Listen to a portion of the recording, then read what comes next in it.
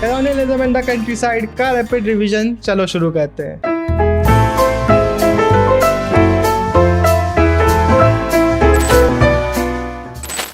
सीधे हम स्टार्ट करते हैं हमारे चैप्टर को ऑक्शन इन बर्डवान की स्टोरी के साथ। पहले कुछ टर्म समझ लेते हैं। राजा से यहाँ पे हम किंग्स को डिनोट नहीं कर रहे हैं। राजा का मतलब जो पावरफुल जमींदार थे हमारी सोसाइटी के, उनके लिए हम राजा टर्म को यूज कर रहे होंगे। इनकी जो जमींदारियां थी, इनके जो एस्टेट्स थे, उनके लिए हम टर्म यूज करेंगे महल्स। अभी हो ये रहा था, इन जमींदारों का जो लैंड था वो ऑक्शन कराया जा रहा था। क्यों? क्योंकि लोग रेवेन्यू नहीं दे पाते थे। तो जब रेवेन्यू नहीं दे पाते थे तो ईस्ट इंडिया कंपनी इनका लैंड को ऑक्शन कर देती थी। वैसा ही एक ऑक्शन हो रहा था बर्डवान में। बर्डवान का जो राजा था वो अपना रेवेन्यू डिमांड फुलफिल नहीं कर पाया था, जिसके कारण उसकी ज़मींदारी बेची जा रही थी। लेकिन होता यहाँ पे ये है कि ऑफिशियल्स को, ईस्ट इंडिया कंपनी के ऑफिशियल्स को समझ में आता है कि कुछ लोचा है ऑक्शंस में। ऑक्शन सही से हो नहीं रहे हैं, यहाँ पे कुछ तो भी मैनिपुलेशन हो रहा है, कुछ तो भी गेम खेला जा रहा है ज़मींदार की तरफ से। अब वो क्या गेम है, कैसा गेम है, उस चैप्टर में हम थोड़ा आगे जाके समझ रहे होंगे। पहला क्वेश्चन निकल के ये आता है कि इतनी सारी ज़मींदारी ऑक्शन क्यों हो रही थी। परमानेंट सेटलमेंट जो कि 1793 में इन्फोर्स किया गया था, इसमें क्या किया गया था कि भाई आपका जो रेवेन्यू डिमांड है उसको परमानेंटली फिक्स कर दिया गया है कि भाई इतना ही आपको देना है, हमेशा हमेशा के लिए इसको हमने फिक्स कर दिया है। ईस्ट इंडिया कंपनी का थिंकिंग ये था कि हम फिक्स कर देंगे ना, तो ये जो जमींदार से आप अपने लैंड में इन्वेस्टमेंट करेंगे, अपनी प्रोडक्शन को बढ़ाने की कोशिश करेंगे, ताकि रेवेन्यू डिमांड तो फिक्स है, अब जितना ज़्यादा प्रोडक्शन बढ़ाएंगे उतना ज़्यादा उनको प्रॉफिट हो रहा होगा। तो ये थिंकिंग थी ईस्ट इंडिया कंपनी की। लेकिन एक्चुअल में हो क्या रहा है, जमींदार रेवेन्यू ही नहीं दे पा रहे हैं जिसको फिक्स कर दिया गया है। क्यों नहीं दे पा रहे हैं, ये हम इस टॉपिक में सबसे पहले देखेंगे। ये एक बहुत इंपॉर्टेंट टॉपिक है। इसका क्वेश्चन मैंने अपने सैंपल पेपर में डाला है और मुझे लग रहा था कि एक इजी क्वेश्चन है, बट टर्न्स आउट कि आधे बच्चे, ऑलमोस्ट 50% बच्चे इसको सही से आंसर नहीं कर पाते हैं। तो बहुत ध्यान से इस चीज को सुनो। इंट्रोडक्टरी लाइन लिख सकते हो कि over 75% of the zamindaris were changing hands after the introduction of permanent settlement. अब हम लिखेंगे उसके रीजन नंबर 1 निकल के आता है कि initial demand was very high. इसका एक्सप्लेनेशन क्या दोगे? ईस्ट इंडिया कंपनी सोच रही थी कि अब रेवेन्यू तो हमेशा हमेशा के लिए फिक्स होने वाला है, तो फ्यूचर में जब आउटपुट बढ़ जाएगा तब कंपनी को लॉस ना हो, इसलिए ईस्ट इंडिया कंपनी ने अपनी जो डिमांड थी उसको हाई सेटअप किया गया था। दूसरी चीज, जब परमानेंट सेटलमेंट लगाया गया था 1790s में, उस टाइम पे जो एग्रीकल्चर आउटपुट का प्राइस था वो काफ़ी ज़्यादा डिप्रेस्ड था। ये दूसरा रीज़न है जिसके कारण जो ज़मींदार थे उनको अपना उतना इनकम ही जनरेट नहीं हो पाता था, जिसके कारण वो लोग अपना रेवेन्यू पे नहीं कर पाते थे। रेवेन्यू वॉज इनवेरिएबल, मतलब कि वो चेंज नहीं होता था। अब ईस्ट इंडिया कंपनी ने क्या कर दिया कि आपके यहाँ मानसून आए, ड्रॉट आए, क्रॉप फेलियर हो जाए, कोई फर्क नहीं पड़ता, आपको देना ही पड़ेगा। जिस टाइम में आपको देना है उसके पहले आपको देना ही पड़ेगा। ऊपर से यहाँ पे सनसेट लॉ लगा दिया गया था। मान लो 15 तारीख को आपको अपना रेवेन्यू देना है तो 15 तारीख की सनसेट के पहले आपको देना ही पड़ेगा। अगर आप थोड़ा सा भी लेट होते हो तो आपका जो लैंड है जमींदारी ऑक्शन कर दी जाएगी। ईस्ट इंडिया कंपनी ने ऊपर से जो जमींदार थे उनकी पावर भी लिमिट कर दी थी। अब यहाँ पे एक इंटरेस्टिंग चीज आ जाती है। ईस्ट इंडिया कंपनी को ये चीज़ तो लग रही थी कि ज़मींदार उनके लिए इंपॉर्टेंट है, क्योंकि ज़मींदार ईस्ट इंडिया कंपनी की तरफ से इतने सारे अलग अलग विलेजेस में टैक्स कलेक्शन का काम करते थे। ज़रा इस चीज़ को हम थोड़ा सा समझ लेते हैं। हाँ, यहाँ पे खाली है, यहाँ पे समझते हैं। ज़मींदार है ना, उनके अंडर में बहुत सारे लैंड होते थे। मान लो 10, 20, 50 विलेजेस हैं जो इस एक ज़मींदार के अंडर में है। अब ये क्या काम करता था, इस पूरे विलेजेस में टैक्स कलेक्शन का काम करता था।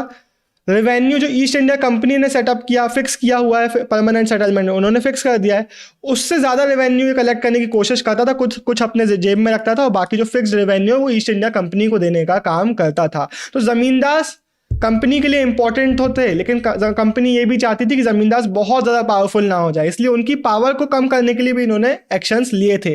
क्या एक्शंस लिए थे? उनकी ट्रूप्स डिसबैंड कर दी गई थी कि आप आर्मी इतनी होल्ड नहीं कर सकते। वो लोग जो कस्टम ड्यूटीज चार्ज करते थे उसको अबॉलिश कर दिया गया था। उनके जो कचहरीज होते थे जहाँ पे वो बेसिकली अपना कोर्ट चलाते थे, डिसीजन मेकिंग करते थे, पुलिस का काम करते थे, जस्टिस प्रोवाइड करते थे, वो सब बंद कर दिया गया था। बेसिकली बंद नहीं किया गया था, उसको कलेक्टर के अंडर में ला दिया गया था। कलेक्टर जो कि एक ईस्ट इंडिया का कंपनी का ऑफिशियल था। तो अब उसकी सुपरविजन में इनकी कचहरीज आ गए तो इनकी पावर धीरे धीरे कम होने लगी और धीरे धीरे हमें देखने को मिलता है जो कलेक्टोरेट था, जो कलेक्टर का ऑफिस था, वो सोसाइटी में ज़्यादा इंपॉर्टेंट होने लग गया था। अब एक तरफ हमें क्या देखने को मिल रहा है, जो जमींदार से उनकी पावर सोसाइटी में कम हो रही है। दूसरी तरफ एक जोतेदास, एक नया कैरेक्टर से जो हमें देखने को मिलता है कि अब अपलिफ्ट हो रहे थे। अब जोतेदास कौन थे? ये रिच पेजेंट्स थे जो कि ऑफिशियली, जो कि कायदे से तो जमींदार के अंडर में थे, क्योंकि पेजेंट्स को तो जमींदार सुपरवाइज करते थे, उनके ऊपर रहते थे। लेकिन अभी जो रिच पेजेंट्स थे काफ़ी ज़्यादा पावरफुल होने लग गए थे, क्योंकि ये लोग विलेज में ही रहते थे, विलेज में रहते थे, वहाँ पे मनी लेंडिंग वगैरह करते थे और बहुत सारे विलेजर्स को इन्फ्लुएंस कर रहे होते थे। इसलिए जो विलेज लेवल है, विलेज लेवल में हमें देखने को मिलता है कि ज़मींदार एक्चुअल में इन जोतेदार से कम पावरफुल थे, क्योंकि ज़मींदार अर्बन एरियाज में रहते थे, टैक्स कलेक्शन करने आते थे, अपने ऑफिशियल्स को भेजते थे। लेकिन ये जोतेदास एक्चुअल में विलेजेस में रहते थे और बहुत ज़्यादा इन विलेजर्स को इन्फ्लुएंस करते थे। और ये जोतेदास क्या कोशिश करते थे, इन ज़मींदार को परेशान करने की कोशिश ये लोग किया करते थे। कैसे? जब ज़मींदार जमा बढ़ाने की कोशिश करता था, मतलब वो ज़्यादा टैक्स लेने की कोशिश करता था, तो ये लोग मना करने लगते थे, देने से मना करते थे, सबको बोलते थे कि टैक्स वगैरह मत देना। जमींदार के जो ऑफिशियल्स आते थे, आमला एक टैक्स कलेक्टिंग ऑफिशियल था हमारे ज़मींदार का, जब वो विलेज में आता था तो ये जोतेदास उनको अपना काम नहीं करने देते थे। सब लोग को बोलते थे कि भाई पैसे मत देना, सही टाइम पे रेवेन्यू पे नहीं करना, ताकि ज़मींदार को पैसे ना मिला, फिर ज़मींदार अपनी रेवेन्यू ना दे पाए, और जब ज़मींदार रेवेन्यू नहीं दे पाएगा कंपनी को तो उसकी ज़मींदारी बिकेगी। और जब ज़मींदारी बिक रही होती थी, ये जोतेदास ही होते थे जो ज़मींदार को कई बार खरीदने के लिए पहुँचा करते थे। स्पेशली जो हमारा north part of the Bengal है, उस जगह पर इन जोतेदास की पावर बहुत ज़्यादा बढ़ती चली जा रही थी। अब इस चार्ट को हम देख लेते हैं। सबसे टॉप में कंपनी, नीचे से स्टार्ट करते हैं। सबसे नीचे हमारे अंडर रायट्स, जो कि बेसिकली जो पेजेंट्स हैं उनके अंडर में जो स्लेव्स टाइप के काम करते हैं, लेबर टाइप के काम करते हैं, वो हो गए हमारे अंडर रायट। उनके ऊपर आ गए हमारे रायट्स, जो कि हमारे पेजेंट्स हैं, जो बहुत ज़्यादा रिच पेजेंट्स हैं, उनके लिए टर्म हमारे पास है जोतेदास। ये पेजेंट्स तो थे ही, लेकिन काफ़ी ज़्यादा रिच थे, तो काफ़ी सारे बाकी राइट्स को ये लोग इन्फ्लुएंस कर रहे होते थे, मनी लेंडिंग कर रहे होते थे, ट्रेड कर रहे होते थे और ज़मींदार को परेशान कर रहे होते थे। अब इनके ऊपर है हमारे ज़मींदार, जो कि इन लोगों से टैक्स कलेक्शन का काम करेंगे। लेकिन एक्चुअल में हमने क्या देखा है, पावर वाइज हमें देखने को मिलता है कई बार जोतेदास बहुत ज़्यादा पावरफुल होते चले जा रहे थे। अब इन लोग को टैक्स देना है ज़मींदार को रेवेन्यू डिमांड देना है अपनी कंपनी को। अभी तक हमने ये देख लिया कि ज़मींदार बहुत ज़्यादा सोसाइटी में सफ़र कर रहे हैं, लेकिन हम ये भी देखेंगे कि उन्होंने भी बहुत काम किए हैं। क्या काम किए हैं? ज़मींदार ने कुछ टैक्टिक्स निकालनी सर्वाइव करने के लिए, क्योंकि भाई उनको तो ऊपर वाले भी मार रहे हैं, नीचे वाले भी मार रहे हैं, तो उनको सर्वाइव करने के लिए कुछ तो करना है। तो उन्होंने क्या काम करना चालू किया? फिक्टिशियस सेल करना चालू किया।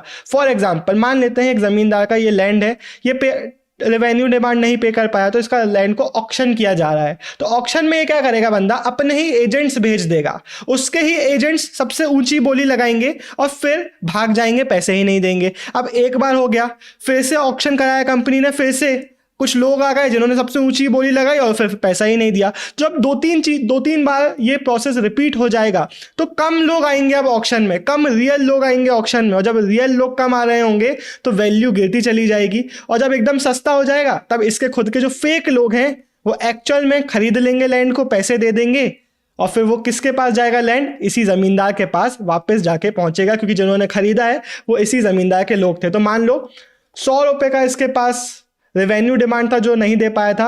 इसका जो पहला ऑक्शन था तो इन लोगों ने 1000 रुपये की बोली लगा दी, पे नहीं किया।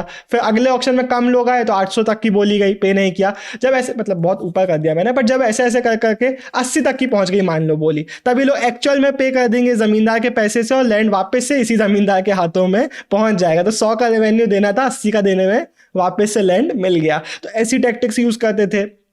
एक और चीज़ हमें देखने को मिलती है कि कई जगहों पे लोग ज़मींदार अपनी मदर्स के नेम पे अपने लैंड को कर देते थे, क्योंकि ईस्ट इंडिया कंपनी ने बोला था कि फीमेल से लैंड स्नैच नहीं करेंगे। इनके जो लठियाल्स होते थे, मान लेते हैं ज़मींदारी जो है ऑक्शन में एक्चुअल में किसी और ने खरीद ली, तो इन लोग अपने लठियाल भेज देते थे उनको मारने के लिए, उनको यहाँ पे पावर में आने नहीं देते थे। फिर रायट्स, कई बार जो रायट्स होते थे वो सेंस ऑफ लॉयल्टी अटैच कर लेते थे इन ज़मींदारों के साथ। मान लेते हैं बहुत सारे विलेजेस हैं जो किसी एक ज़मींदार के अंडर में हैं, तो वो ज़मींदार के अंडर के जो लोग थे कई बार ऐसे देखने लगते थे कि भाई ये हमारा फादर फिगर है या फिर इससे हमारे रिलेशंस अच्छे हैं, तो हम नहीं चाहेंगे कि कोई और पावरफुल फिगर यहाँ पे हमारे ऊपर आए, हम इसी ज़मींदार को अपने ऊपर एज अ हेड देखना चाहते हैं। तो कोई और आता था तो ये राइट्स लोग हैं एक्सेप्ट नहीं करते थे। तो ये भी तरीका था इन लोग के पास पावर में रहने का। और एक और चीज़ हमें देखने को मिलती है कि 1790s का जो पीरियड था ना, वो इन ज़मींदार के लिए बहुत ज़्यादा प्रॉब्लमेटिक था, लेकिन जिन लोगों ने इस टाइम पीरियड को सर्वाइव कर लिया कैसे ना कैसे, वो फिर वापस से अपनी पावर में कंसोलिडेट कर चुके थे। फिर फाइनली जब ग्रेट डिप्रेशन आया उस टाइम पीरियड में इनकी पावर एकदम से कोलैप्स हुई। कमेंट करो भाई, इतनी बड़ी वीडियो, इतनी प्यारी वीडियो मैं मेहनत करके बना रहा हूँ, कमेंट नहीं करोगे तुम लोग तो कैसे चलेगा भाई। कमेंट करो, क्या कमेंट करोगे? गोद देना, कुछ तो भी कमेंट करो भाई, गोद देना, कुछ तो भी करो। चलो हम पढ़ते हैं द फिफ्थ रिपोर्ट के बारे में। अब इसको बहुत ध्यान से सुन लो।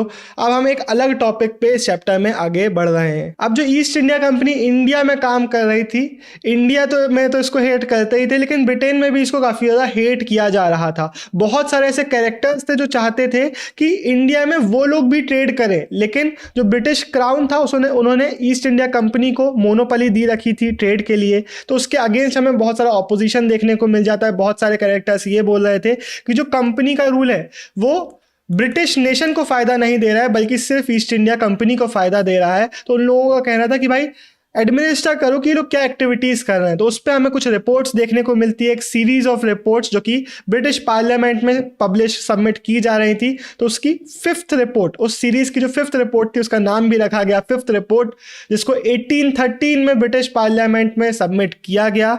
उसमें क्या था? वो रिपोर्ट थी बेसिकली ईस्ट इंडिया कंपनी के एडमिनिस्ट्रेशन, उनकी एक्टिविटीज़ जो कि वो लोग इंडिया में कर रहे थे, उसकी रिपोर्ट थी।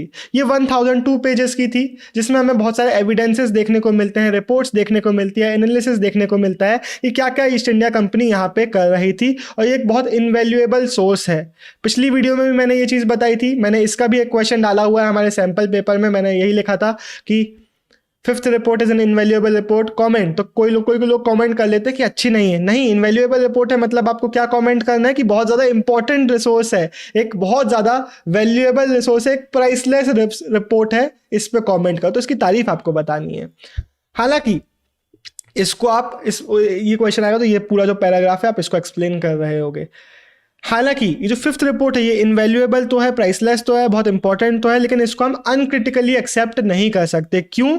क्योंकि इसमें क्या किया गया था, ब्रिटिश के मेल एडमिनिस्ट्रेशन को दिखाने के लिए कुछ चीज़ों को एग्जैजरेट करके गलत तरीके से दिखा दिया गया था। इन्होंने क्या एग्जैजरेट कर दिया कि जो ज़मींदारी पावर थी ये एकदम कोलैप्स हो गई, एकदम गिर गई है इंडिया में, ऐसा दिखा दिया। लेकिन एक्चुअल में ऐसा नहीं था। एक्चुअल में हमने क्या देखा कि जो ज़मींदार थे इन्होंने कुछ स्ट्रेटेजीज अडॉप्ट कर ली थी खुद को सर्वाइव कराने के लिए, और करवा रहे भी थे।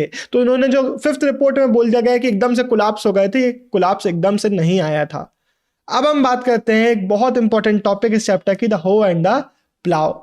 पहाड़िया, संथाल्स और फिर ब्रिटिश एक्शंस के बारे में हम इस चैप्टर में यहाँ पे बात कर रहे होंगे। अब पहाड़ियास कौन थे?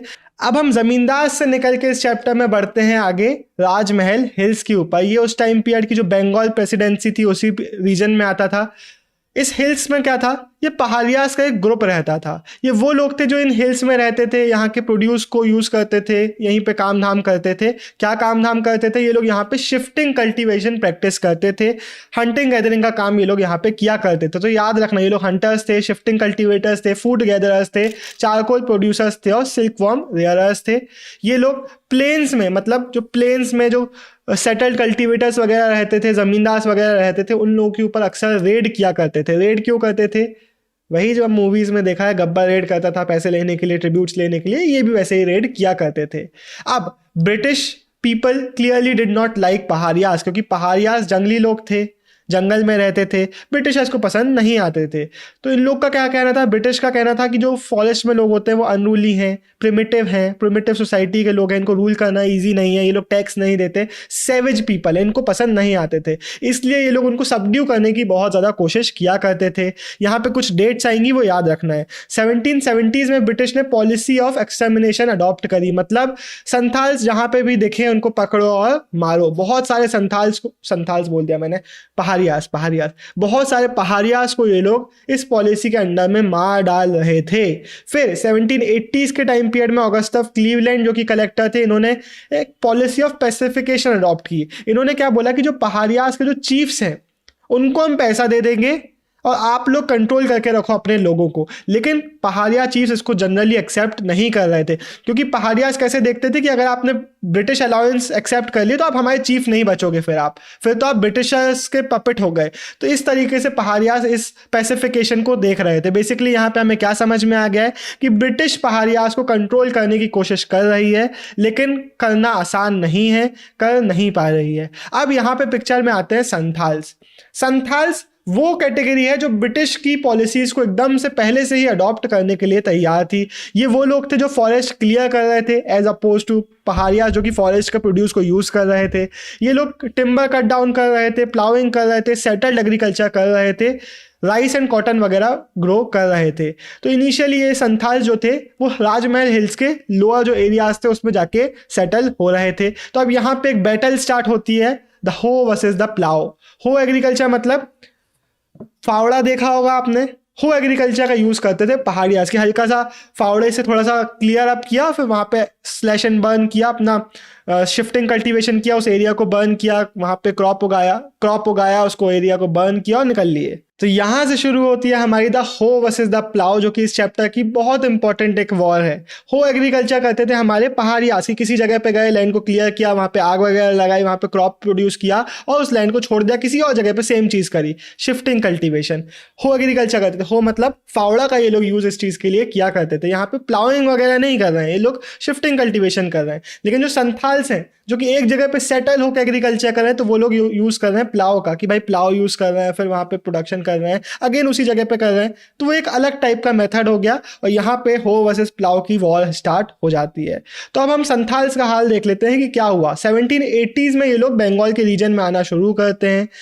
जमींदार ने इनको हायर किया कि भाई जमींदार को लोग चाहिए थे जो कि एग्रीकल्चर प्रमोट करें, तो जमींदार अपना लैंड इन लोग को दे दिया करते थे कि भाई यहाँ पे सेटल्ड एग्रीकल्चर करो। ब्रिटिश ऑफिशियल्स को भी ये लोग बहुत पसंद आते थे, क्योंकि ब्रिटिश ऑफिशियल्स सेटल्ड कल्टीवेटर्स को ही प्रमोट करना चाहती थी। तो उन्होंने इनको जंगल महल दे दिया। जंगल महल हमारा राजमहल हिल्स है, इससे एक अलग जगह है जंगल महल, बंगाल प्रेसिडेंसी में ही, जो कि इन लोगों को इनिशियली दे दी गई थी सेटल्ड एग्रीकल्चर करने के लिए।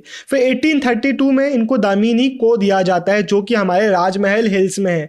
दामिनी को एक बहुत बड़ा एरिया था जो कि हमारे संथाल्स को दे दिया गया और इनको बोला गया कि 1/10 ऑफ द दामिनी को एरिया आपको फर्स्ट 10 ईयर्स में कल्टिवेट कर लेना है। तो बहुत बड़ा एरिया इनको दे दिया गया, सेटल्ड एग्रीकल्चर ये लोग यहाँ पे कर रहे थे। तो इनकी पॉपुलेशन बहुत ज़्यादा राइज करने लग गई। लेकिन धीरे से संथाल्स को पता चलता है कि अब धीरे धीरे इनके साथ स्कैम हो रहा है। इनका जो इतना बड़ा दामिनी को एरिया था इनके हाथों से छिनने लग गया।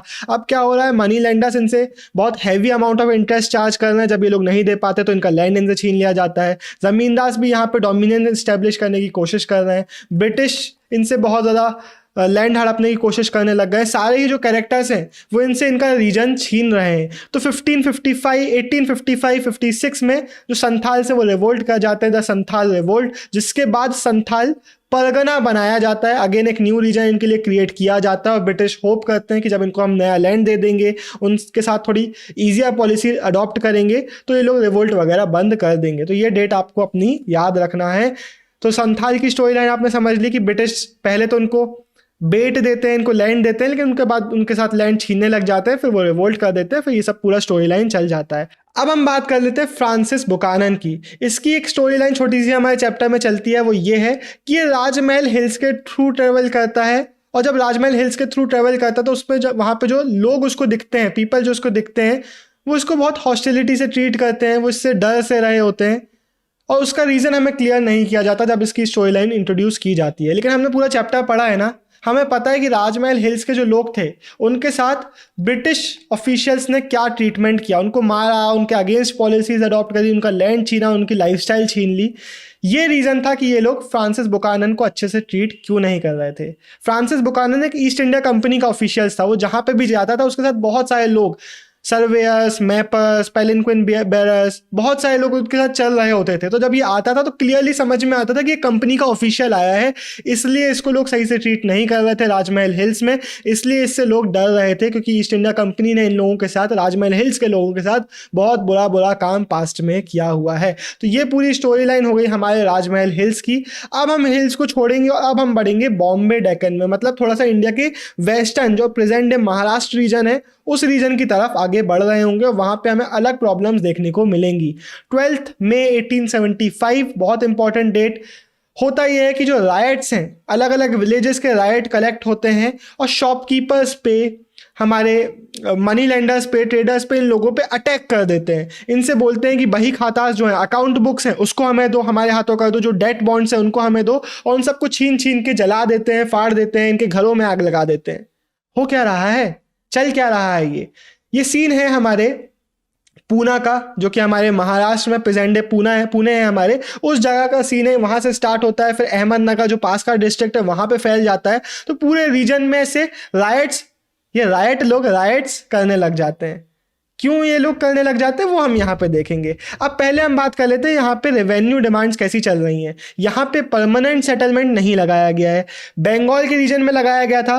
वहां पे हमने जो आउटपुट देखा परमानेंट सेटलमेंट का वो अच्छा नहीं था, तो ब्रिटिश समझ गए कि आगे जगहों पे हमें परमानेंट सेटलमेंट नहीं लगाना है, तो इसलिए इन्होंने किसी और जगह पे ज़्यादातर परमानेंट सेटलमेंट को इंट्रोड्यूस नहीं किया गया। हमें और भी रीज़न देखने को मिल जाते हैं कि परमानेंट सेटलमेंट बाकी जगहों पे क्यों नहीं लगाया गया। एक रीज़न है कि 1810 के बाद जो एग्रीकल्चरल प्राइसेस थे ना वो काफ़ी ज़्यादा राइज कर गए, लेकिन जब permanent settlement east India company ने लगा दिया था तो अब इस राइज इन एग्रीकल्चरल आउटपुट का फायदा नहीं उठा पा रही थी ईस्ट इंडिया कंपनी, क्योंकि सेटलमेंट परमानेंट था, रेवेन्यू अब नहीं बढ़ा सकते, तो उसका लॉस उन्हें देखने को मिल रहा था। तो उन्होंने क्या बोला कि परमानेंट नहीं रखेंगे, ऐसा सिस्टम रखेंगे जो हमेशा चेंज हो सके, फ्यूचर में हम जिसको बढ़ा सके। अब रिकार्डियन थ्योरी मैं आपको यहाँ पे समझा देता हूँ। रिकार्डियन थ्योरी क्या थी और रिकार्डो कौन था। रिकार्डो एक पॉपुलर फिगर था हमारे ब्रिटेन साइड में, एक इकोनॉमिस्ट था जिसकी थ्योरीज कॉलेज ईयर्स में इन ऑफिशियल्स को पढ़ाई जा रही थी। तो जब ये ऑफिशियल्स ईस्ट इंडिया कंपनी के इंडिया में आके काम कर रहे हैं तो इन्हीं थ्योरीज को इम्प्लीमेंट करना चाहते थे। तो क्या थे रिकार्डियन आइडियाज, वो हम यहाँ पे देख लेते हैं। मान लेते हैं मैं जमींदार हूँ, ये मेरा लैंड है। अब एवरेज रेंट क्या है किसी लैंड का वो देखा जाएगा। मान लेते हैं एवरेज रेंट की, अगर मैं जमींदार इस जगह को रेंट पे देता हूँ तो उसके लिए मुझे 100 रुपये मिलेंगे। ये हो गया यहाँ का एवरेज रेंट। लेकिन क्योंकि मेरा लैंड बहुत ज़्यादा फर्टाइल है तो उसके बदले में मैंने यहाँ पे जो एग्रीकल्चर करवाया लोगों से, उससे मुझे बहुत अच्छा आउटपुट मिला, और आउटपुट मुझे इतना रुपए का मिल गया कि 500 रुपये का एग्रीकल्चर आउटपुट यहाँ से मैंने प्रोड्यूस कर दिया। तो रिकार्डियन आइडियाज़ ये बताते हैं कि अगर ये 500 रुपये मैं अपने जेब में रखूंगा तो मैं इस लैंड में इन्वेस्टमेंट नहीं करूंगा, बल्कि मैं रेंटिया बनता चला जाऊंगा कि भाई मैं अपना लैंड जो है वो लोगों को प्रोड्यूस करने के लिए रेंट पे दूंगा, और जो रेंटल इनकम आएगी उससे अपना घर चलाऊंगा, उसको अपने जेब में रखूंगा, उसको अपने फायदे में निकालूंगा। मैं यहाँ पे एग्रीकल्चर इन्वेस्टमेंट नहीं करूंगा। तो इसलिए जो एक्स्ट्रा इनकम बन रही है, इस एवरेज रेंट से ज़्यादा जो इनकम बन रही है, जो सरप्लस इनकम बन रही है, इसमें ईस्ट इंडिया कंपनी को टैक्स चार्ज करना चाहिए, रेवेन्यू चार्ज करना चाहिए। ये बताते हैं हमारे रिकार्डियन आइडियाज़। तो ये जो रिकार्डियन आइडियाज़ थे, रिकार्डियन थ्योरीज थी, उसको अब इस जगहों पे इम्प्लीमेंट किया जा रहा था। इसलिए ईस्ट इंडिया कंपनी अब नए मेथड ऑफ रेवेन्यू लेके आ रहे थे जो कि यहाँ पे चार्ज कर रहे थे। जो रेवेन्यू सेटलमेंट बॉम्बे डेक्कन, हमारे बॉम्बे रीजन में इम्प्लीमेंट किया गया, वो था हमारा रायट वाली सेटलमेंट। उसमें क्या किया गया, जो रायट्स थे, जो पेजेंट्स थे, डायरेक्टली उनके साथ सेटलमेंट किया गया, और इसको ऐसा रखा गया था कि हर 30 ईयर्स में असेसमेंट करेंगे कि आपका लैंड कितना फर्टाइल है, कितना पैसा आप दे सकते हो, और हर बार उसको चेंज करेंगे रेवेन्यू डिमांड को। बेसिकली हर 30 ईयर्स में उसको बढ़ा देंगे। अब यहाँ से एक बहुत लंबी टाइमलाइन चलेगी, डरना नहीं, बहुत सिंपल डेट है, बस टाइमलाइन देखते चले जाओ। 1820s में पहला रेवेन्यू सेटलमेंट आता है हमारा रायट वाली सेटलमेंट, हमारे बॉम्बे डेक्कन का, जिसमें जो रेवेन्यू है बहुत ज़्यादा हाई सेट कर दिया जाता है। जो पेजेंट्स है वो इतना रेवेन्यू नहीं दे पाएंगे, ऊपर से दिक्कतें आने लग गई। 1830s में जो एग्रीकल्चरल आउटपुट का प्राइसेस था वो गिर जाता है। 1832-34 में यहाँ पे फेमाइन आ जाता है, तो ये लोग अपना रेवेन्यू पे नहीं कर पा रहे हैं। तो पेजेंट्स क्या करेंगे, पेजेंट लेंगे लोन। इस लोन के बदले में इनको बहुत हाई रेट ऑफ इंटरेस्ट देना पड़ेगा। तो बेसिकली ये लोग बंधुआ मजदूर टाइप के बनते चले जा रहे थे। 1840s तक हमें देखने को मिलता है कि सोसाइटी में पेजेंट इंडेटनेस बहुत ज़्यादा बढ़ गई है। 1840s के बाद थोड़ी रिकवरी हमें देखने को मिलती है। ईस्ट इंडिया कंपनी को समझ में आता है कि रेवेन्यू बहुत हाई है, वो थोड़ा सा कम कर देती है। 1845 में जो प्राइसेस है एग्रीकल्चर आउटपुट का वो धीरे धीरे सर्वाइव करता है, लेकिन ओवरऑल हमें इन पेजेंट्स की सिचुएशन उतनी अच्छी देखने को नहीं मिल रही है। अब 1860s में अगेन एक बहुत बड़ी स्टोरी लाइन है, अच्छे से सुनो। 1860s के बाद हमारे इंडियन पेजेंट्स को थोड़ी सी होप ज़रूर मिलती है, उसको हम देखते हैं। 1860s में क्या होता है ना, 3/4 of raw cotton imports, Britain को बहुत सारा रॉ कॉटन चाहिए था, तो वो लोग ऑलमोस्ट अपना 75% से भी ज़्यादा जो रॉ कॉटन था वो अमेरिका से मांग रहे थे। लेकिन इनके दिमाग में डर ज़रूर था कि कभी अमेरिका ने देना बंद कर दिया तो क्या करेंगे। 1865 में ये डर सच हो जाता है, 61 में ये डर सच हो जाता है। अमेरिका में सिविल वॉर ब्रेक हो जाती है। सिविल वॉर ब्रेक होती है तो वहाँ पे जो कॉटन एक्सपोर्ट ये लोग ब्रिटेन को दे रहे थे वो एकदम से बंद हो जाता है। पहले 1861 में 2 मिलियन बेल्स, मतलब 2 मिलियन बंडल्स ये लोग दे रहे थे।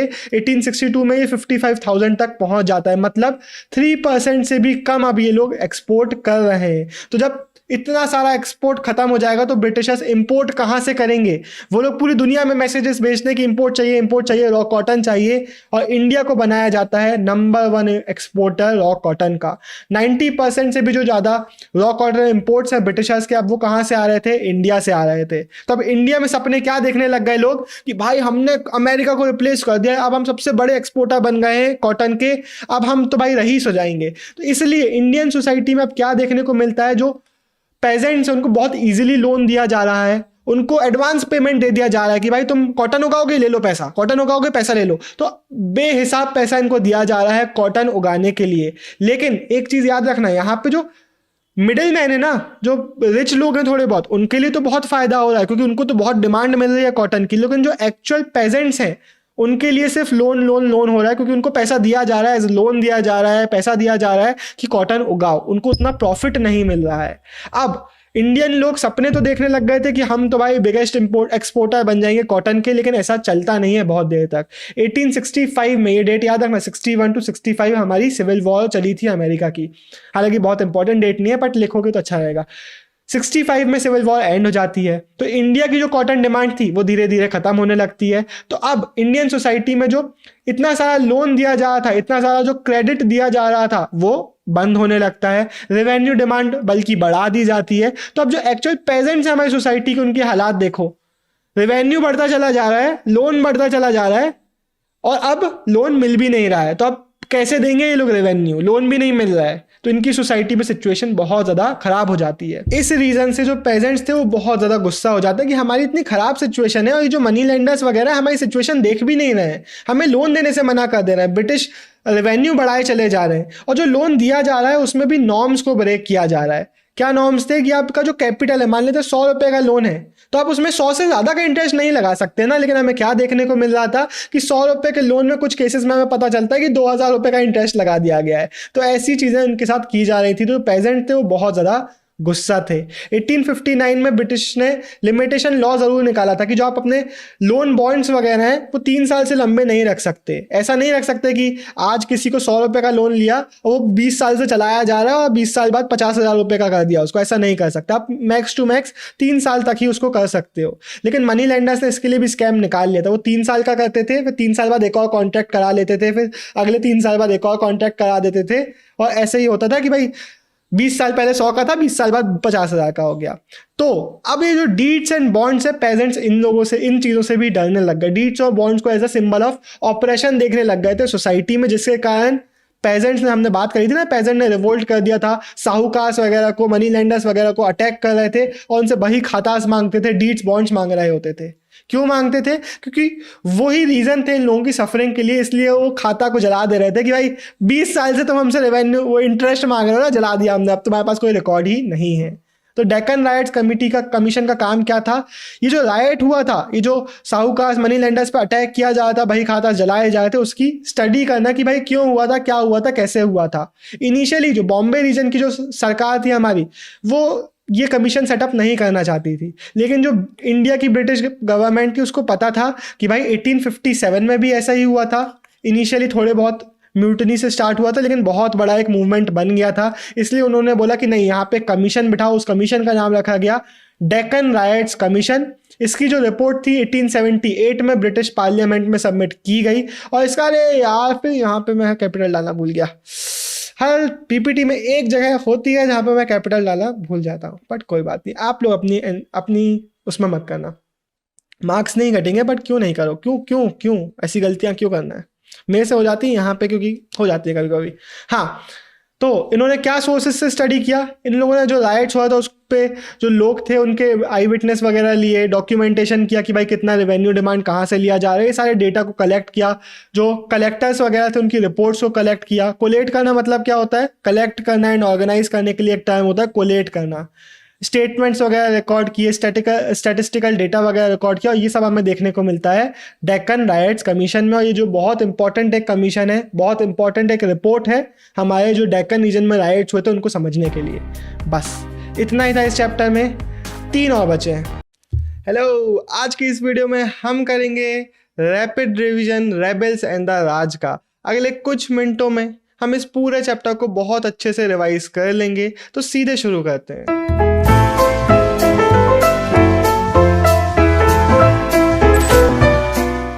10th में 1857 मीरठ के कंटोनमेंट में, मीरठ कहाँ है, हमारे उत्तर प्रदेश की हम मेनली बात कर रहे होंगे क्योंकि जो पूरा चैप्टर है ना उत्तर प्रदेश के रीजन्स में बहुत ज़्यादा घूमा फिरा है। मीरठ दिल्ली के आसपास उत्तर प्रदेश के रीजन में प्रेजेंट डे मीरठ है। वहाँ के कैंटनमेंट मतलब जो मिलिट्री एरिया होते हैं ना, मिलिट्री लाइंस, उनमें एक हलचल होती है। वहाँ पे एक म्यूटनी शुरू हो जाती है। ब्रोक आउट मतलब स्टार्ट हो जाना, इनिशिएट हो जाती है। म्यूटनी मतलब क्या है, मान लो ऐसे 10 सिपाहीज हैं, सिपाही हैं और वो अपने अथॉरिटी के अगेंस्ट चले जाते हैं तो उसको हम बोलते हैं म्यूटनी होना। जब सिपाही रैंक्स में कोई चीज़ इनिशिएट हुई है तो उसको हम म्यूटनी बोल रहे हैं। 11th में 1857 में ये सिपाहीज पहुंचते हैं रेड फोर्ट के सामने। इसके पहले काफी हड़कंप मचा चुके हैं। इनको जितने भी अथॉरिटी फिगर्स दिखे, जितने भी फिरंगी दिखे, उन पे इन्होंने अटैक किया, बंगलोज में अटैक किया। जो भी चीज ब्रिटिश पावर से कनेक्टेड थी उस हर चीज पे ये लोग अटैक कर रहे थे। 11th में 1857 की सुबह ये लोग पहुंचते हैं रेड फोर्ट के सामने। रेड फोर्ट के सामने इसलिए क्योंकि यहाँ पे रेड फोर्ट में रहता था मुगल रूलर बहादुर शाह जफर, और इसके सामने ये लोग पहुंच के बोलते हैं कि हमारा म्यूटनी स्टार्ट हो गया है, हमने जंग शुरू कर दी है ब्रिटिश पावर्स के अगेंस्ट और अब तुम्हें हमें सपोर्ट करना पड़ेगा।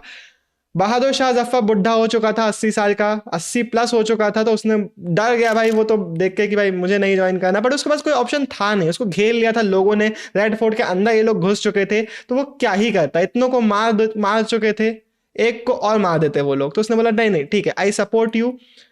तो यहां से शुरुआत होती है हमारी एक म्यूटनी की, जो कि बहुत जल्द एक अपराइजिंग, एक रिबेलियन में कन्वर्ट हो गई। कैसे क्या, वो हम यहां पे देख लेते हैं। सबसे पहले एक चीज देखो कि ये जो म्यूटनी है ना, 11th में 1857 को इसको बहादुर शाह जफर ने सपोर्ट कर दिया। इसके बाद 12th और 13th में तो ज़्यादा नहीं फैली, लेकिन जैसे जैसे इसकी आवाज़ फैलने लगी कि ये भाई ऐसा हो गया है मीरठ में, ऐसा हो गया है रेड फोर्ट में, तो सब लोग इस म्यूटनी में ज्वाइन करने लगे। पहले यहाँ की सिपाही रैंक्स, फिर यहाँ की सिपाही रैंक्स, फिर यहाँ के सिपाही, यहाँ के सिपाही, हर जगह के कंटेनमेंट एरियाज में ऐसे ही म्यूटनियाँ होने लगी। और हर जगह हमें देखने को मिलता है कि पैटर्न बहुत ज़्यादा सिमिलर था। सबसे पहले वो एक सिग्नल करते थे, इवनिंग गन फायर करते थे, बुगल बजाते थे और उससे सिग्नल करते थे कि अब हमें स्टार्ट करना है। उसके बाद बेल ऑफ आर्म्स को सीज कर लेते थे। बेल ऑफ आर्म्स मतलब वो रूम जहाँ पे वेपन्स वगैरह रखे रहते थे, उसको हड़प लेते थे, ट्रेजरी को लूट मार लेते थे और उसके बाद अटैक करना चालू करते थे हर एक फिरंगी राज से एसोसिएटेड चीज़ों को। गवर्नमेंट बिल्डिंग्स को अटैक करते थे, टेलीग्राफ लाइंस कट कर देते थे,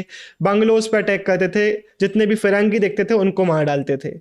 प्रोक्लेमेशंस, इश्तेहार इशू किए जा रहे थे, नोटिफिकेशंस इशू किए जा रहे थे, अनाउंसमेंट्स किए जा रहे थे हिंदी, उर्दू, पर्शियंस में कि भाई सब लोग आओ, आप हिंदू हो चाहे मुस्लिम हो, आप किसी भी रिलीजन, किसी भी कास्ट क्रीड के व्यक्ति हो, आप खड़े उठो और हमारे साथ इन फिरंगियों को एक्सटर्मिनेट करने के लिए, हमारे साथ इस फिरंगियों के अगेंस्ट जंग में शामिल हो।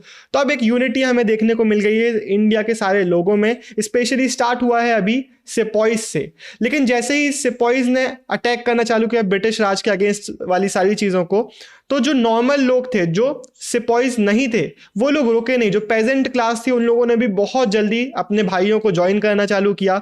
मेजर टाउन्स हम देख लेते हैं, लखनऊ, कानपुर, बरेली, इन सभी जगहों पे सिर्फ कैंटनमेंट एरियाज में नहीं, अब हमें देखने को मिलता है कि पेजेंट क्लास भी, जो ऑर्डिनरी सिटीजन थे, वो लोग भी इस म्यूटनी का पार्ट बनने लगे। और जब मिलिट्री रैंक्स में म्यूटनी हो रही है तो उसको हम म्यूटनी बुलाते हैं, लेकिन जब पेजेंट क्लास भी इसको ज्वाइन कर गई तो इसको हम बुलाएंगे अब एक रिबेलियन, एक अपराइजिंग। तो अब एक ये जो म्यूटनी थी, जो मीरठ के कंटेनमेंट से स्टार्ट हुई थी, एक रिबेलियन में कन्वर्ट हो चुकी थी। जब रिबेलियन में कन्वर्ट हुई तो इसका जो टारगेट्स थे अटैक करने के, वो भी बढ़ गए। पहले जो म्यूटनी वाले सिपॉइज थे वो अपने ब्रिटिश अथॉरिटीज पे अटैक कर रही थी, ब्रिटिश बिल्डिंग्स वगैरह पे अटैक कर रही थी, लेकिन अब पेजेंट क्लास भी ज्वाइन कर गई है। तो पेजेंट क्लास को कौन टॉर्चर करता था, पहले के चैप्टर में हमने देखा है कि जो पावरफुल फिगर्स थे, चाहे वो इंडियन पावरफुल फिगर्स क्यों ना हो, हमारे बड़े लैंडलॉर्ड्स वगैरह थे, मनी लैंडर्स थे, उन लोगों को भी अब ये लोग अटैक करने लगे, उनके भी घर जलाने लगे, उनके भी अकाउंट वगैरह तबाह करने लगे। तो अब ये सब चीज़ें हमें देखने को मिल गई है। पहला क्वेश्चन हमारा निकल के आता है कि इतनी सिमिलैरिटी कैसे हो रही है हर जगह के अपराइजिंग में। सबसे पहला रीज़न है ये लोग प्लानिंग और कोऑर्डिनेशन कर रहे थे, ये लोग कम्युनिकेट कर रहे थे एक दूसरे से। एक सिपाही रैंक थी, वो दूसरे सिपाही रैंक को बताती थी कि भाई हमने ऐसा कर दिया है, तुम भी ऐसा कर लो। वो तीसरे को बताती थी कि भाई हमने ऐसा कर लिया है, तुम भी ऐसा कर लो। तो इस तरीके से ये लोग के बीच में कम्युनिकेशन था। ये जो सिपाहीज थे अपने मैसेंजर्स भेजा करते थे, एमिसरीज भेजा करते थे कि भाई हमने ऐसा ऐसा कर लिया, हमारे फ्यूचर के एक्शन ये, तुम लोग भी ऐसा ऐसा करना। इनके बीच में कम्युनिकेशन था। ये लोग पंचायत बिठाया करते थे। हमें एक केस देखने को मिलता है, कैप्टन हियरसे नाम का व्यक्ति था जिसको सिपाहीज ने पकड़ लिया था और उन लोग उसको बचा रहे थे। बेसिकली बाकी सारे फिरंगियों को तो मार दिया, बट ये जो लोग थे ना सिपाही रैंक के कुछ लोग, वो इस कैप्टन हियरसे को बचा रहे थे। तो दूसरे सिपाही रैंक वालों ने बोला कि सबको तो मार रहे हैं, इसको क्यों नहीं मार रहे हो? तो इन लोगों ने बोला नहीं, बाकी सारे अथॉरिटीज वाले गलत थे, लेकिन ये इंसान बहुत बढ़िया, ये हमें हमेशा सपोर्ट करता था, इसको हम नहीं मारेंगे।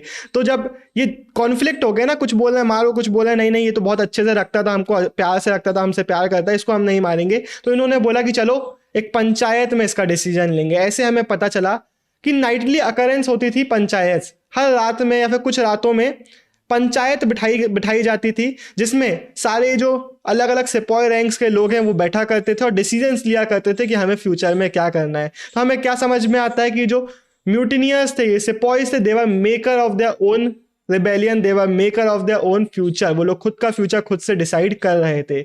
अब एक बहुत इंपॉर्टेंट चीज इन्होंने करी, इन्होंने खुद के लिए लीडर्स बनाए। इनको ये समझ में आ गया था कि हमारे को लीडर्स चाहिए जो हम इस रिबेलियन को लीड करने का काम करेंगे, हमें इस रिबेलियन में हेल्प करेंगे। सबसे पहले मीरठ से वो लोग कहाँ गए थे? दिल्ली। मीरठ से दिल्ली ज़्यादा दूर नहीं है, तो सबसे पहले वो लोग दिल्ली गए थे और दिल्ली में बहादुर शाह जो कि मुगल एम्परर थे, उनकी उन्होंने लेजिटिमेसी सीख कराई थी इस रिबेलियन को। नाना साहेब कानपुर में, अगेन नाना साहेब के साथ भी यही हुआ, उनको घेर लिया, उनको बोला करना ही पड़ेगा भाई। इनके पास भी कोई, जितने भी लीडर्स हैं ना, हमें कई बार ये देखने को मिला कि इनको ऑप्शन नहीं दिया जा रहा था, इनको फोर्स किया जा रहा था कि आपको रिबेलियन में ज्वाइन करना ही पड़ेगा। जनता बहुत गुस्सा थी, ब्रिटिशर्स को मार धाड़ के आ रही थी, तो ये इनके पास ज़्यादा ऑप्शंस बच नहीं रहते। सेम चीज़ हुई झांसी की रानी के साथ, थे बार बार सिमिलरली इनसे आके मिलने के लिए जा रहे थे। ऐसे ही मैं ऐसे वीडियो में किसी को भी इससे बोल देता हूँ, उससे बोल देता हूँ, मैं गुरुविया बोलता है, ऐसा कैसे बोल दिया तूने? ठीक है भाई, बहुत प्यार से बोला मैंने, ठीक है।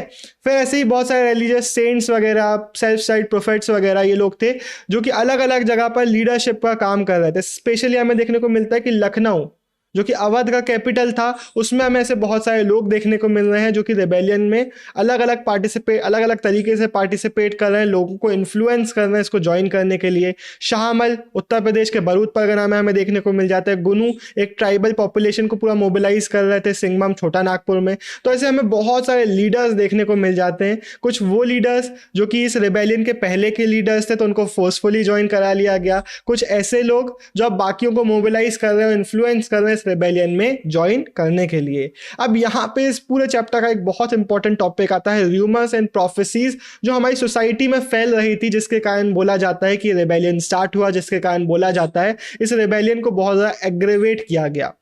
सबसे पहले म्यूटिनी स्टार्ट क्यों हुई थी? जब बहादुर शाह जफर के सामने पहुंचे तो उन सिपाहीज ने बोला क्या? उन लोगों ने बोला कि हमको वो बुलेट बाइट कराई जा रही है जिनका जो अपर लेयर है उसको फैट से, काऊ और पिग के फैट से कवर किया गया है।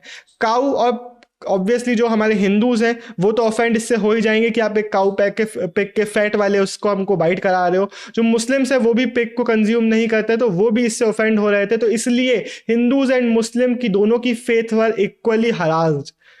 अब हो क्या रहा था ना, र्यूमर मतलब ब्रिटिश तो बोल रहे थे कि नहीं नहीं नहीं आप फालतू बात कर रहे हो, लेकिन र्यूमर ये फैल रहा था कि जो कार्ट्रिजेस थी जिनको बाइट करना पड़ता था ओपन करने के लिए, उसमें ये ग्रीजिंग की गई थी। ब्रिटिश का कहना था कि नहीं वो ग्रीजिंग ऑयल की गई है, वो ग्रीजिंग एजेंट की गई है, फैट की नहीं है। लेकिन र्यूमर्स जब फैलते हैं ना वो आग की तरह फैलते हैं, और हमें तो ये भी नहीं पता ये एक्चुअल में र्यूमर था या सच था, हमें नहीं पता। एक्चुअल ब्रिटिश बोल रहे थे कि नहीं था, लेकिन ब्रिटिश की बातों पर भी हम आ थोड़ी ना सकते हैं, बट अभी के लिए यही बोल देते हैं ये र्यूमर था। इसके बाद ये बोला जा रहा था कि ब्रिटिश जो पीपल है वो एक कॉन्स्पिरेसी रच रहे हैं हम सारे हिंदू और मुस्लिम्स को क्रिश्चियनिटी में कन्वर्ट करने के लिए। इसलिए बोला जा रहा था कि काउस और पिग्स की बोन डस्ट मिलाई जा रही थी आटा में, तो जो आटा था मार्केट में जो मिल रहा था उसको भी लोगों ने कंज्यूम करना बंद कर दिया था। एक प्रोफेसी फैल गई थी, प्रोफेसी मतलब भविष्यवाणी हो गई थी कि ब्रिटिश रूल जो है वो बैटल ऑफ प्लासी की सेंटिनरी में, यानी कि बैटल ऑफ प्लासी के ठीक 100 साल बाद 23 जून 1857 को ब्रिटिश राज कोलैप्स कर जाएगा, खत्म हो जाएगा।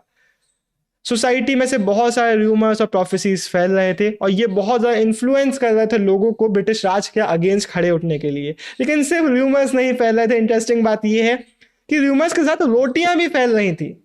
होता यह था कि रोज रात में वॉचमैन के पास एक व्यक्ति आता था, उसको कुछ रोटियां देके जाता था, उससे बोलता तुम भी आगे ऐसी रोटियां फैला दो। क्या क्या हो रहा था, क्यों हो रहा था, ये है इंपॉर्टेंट क्वेश्चन कि क्यों हो रहा था। लोग इन रूमर्स पे, जो कि अभी सुनने में ऐसा लगता है कि हैं, अभी सुनने में ऐसा लगता है, लेकिन उस टाइम पे लोग मान क्यों रहे थे? उस टाइम पे लोग मान रहे थे सोसाइटी में जो कंडीशंस चल रही थी उसके कारण। 1820s में गवर्नर जनरल थे हमारे विलियम बेंटिक। इस टाइम पीरियड में बहुत सारे रिफॉर्म्स इंडियन सोसाइटी में कराए जा रहे थे। वेस्टर्न एजुकेशन को प्रमोट किया जा रहा था, वेस्टर्न आइडियाज को प्रमोट किया जा रहा था, वेस्टर्न इंस्टीट्यूशन सेटअप हो रहे थे, English medium schools, colleges, universities setup कराए जा रहे थे, जिसमें इंडियन टीचिंग्स नहीं बल्कि फॉरेन टीचिंग्स कराई जा रही थी। इंडिया की जो चली आ रही प्रथाएं थी, फॉर एग्जांपल सती प्रथा हो गई, या फिर हिंदू विडोज की जो रीमैरिज हो गई, इसको अलाउ कर दिया गया था, सती प्रथा को बंद करा दिया गया था। तो सुनने में तो अच्छा लग रहा है कि यार अच्छी चीज कराई गई, ये तो बहुत अच्छी चीज है, लेकिन उस टाइम के लोगों के पर्सपेक्टिव से सोचो, ये जो डिसीजंस हैं ये वो खुद लोग लेना कि भाई हमें ये गलत चीजों को बंद करना है, तो वो खुद भी इसको सपोर्ट करेंगे, लेकिन ये डिसीजंस उन पे बाहर वाले लोग इन्फोर्स कर रहे थे, ब्रिटिश राज इन्फोर्स कर रहा था। जब फिरंगी आके डिसीजंस लेने लगते हैं ना, तो चाहे सही हो चाहे गलत हो, वो गलत ही लगते हैं। ये चीज हो रही थी हमारी सोसाइटी में। ऊपर से ब्रिटिशर्स जो हैं वो अलग अलग रीजन्स को कैप्चर करते चले जा रहे थे। अवध में बोल दिया कि आप मिस गवर्नेंस कर रहे हो, सिमिलरली झांसी और सतारा के जो रूलर्स थे उनको हटा दिया। तो इन लोगों के जो ट्रेडिशंस थे वो उनसे छिन गए, इन लोगों की जो प्रैक्टिसेस थी वो इनसे छिन रही थी, लैंड रेवेन्यू जो सिस्टम था वो चेंज कराया जा रहा था, इनके जो लीडर्स थे उनको हटाया फेंका जा रहा था। तो इन लोग की पूरी दुनिया खिसक गई थी। ये सारे अलग अलग जो पॉइंट्स मैंने बोले हैं ये लिख के आएंगे आप अपने आंसर में, इसका क्वेश्चन आ जाता है। इन लोगों की पूरी दुनिया खिसक गई थी। They were feeling like everything they felt कि ये हमारा पार्ट ऑफ लाइफ है, everything they cherished was now being snatched from their hands. इसलिए ये लोग इन रूमर्स को मान रहे थे, इसलिए ये लोग ब्रिटिश राज के एकदम अगेंस्ट होते चले जा रहे थे। ऊपर से क्रिश्चियन मिशनरीज, मैं तो खुद परेशान हूँ। प्रेजेंट डे पे मेरे कॉलेज वाले क्रिश्चियन मिशनरी भाई परेशान कर देते हैं भाई। मेरे कॉलेज में क्यों बता रहा हूँ, मेरे कॉलेज में क्रिश्चियन बच्चे जिनसे हिंदी और इंग्लिश नहीं आती वो पास होते हैं यार। तो जब मैं परेशान हूँ इस प्रेजेंट डे के टाइम पे, मॉडर्न एरा में, तो उस टाइम पे तो सोचो उनकी एक्टिविटीज कितनी परेशान करती होंगी।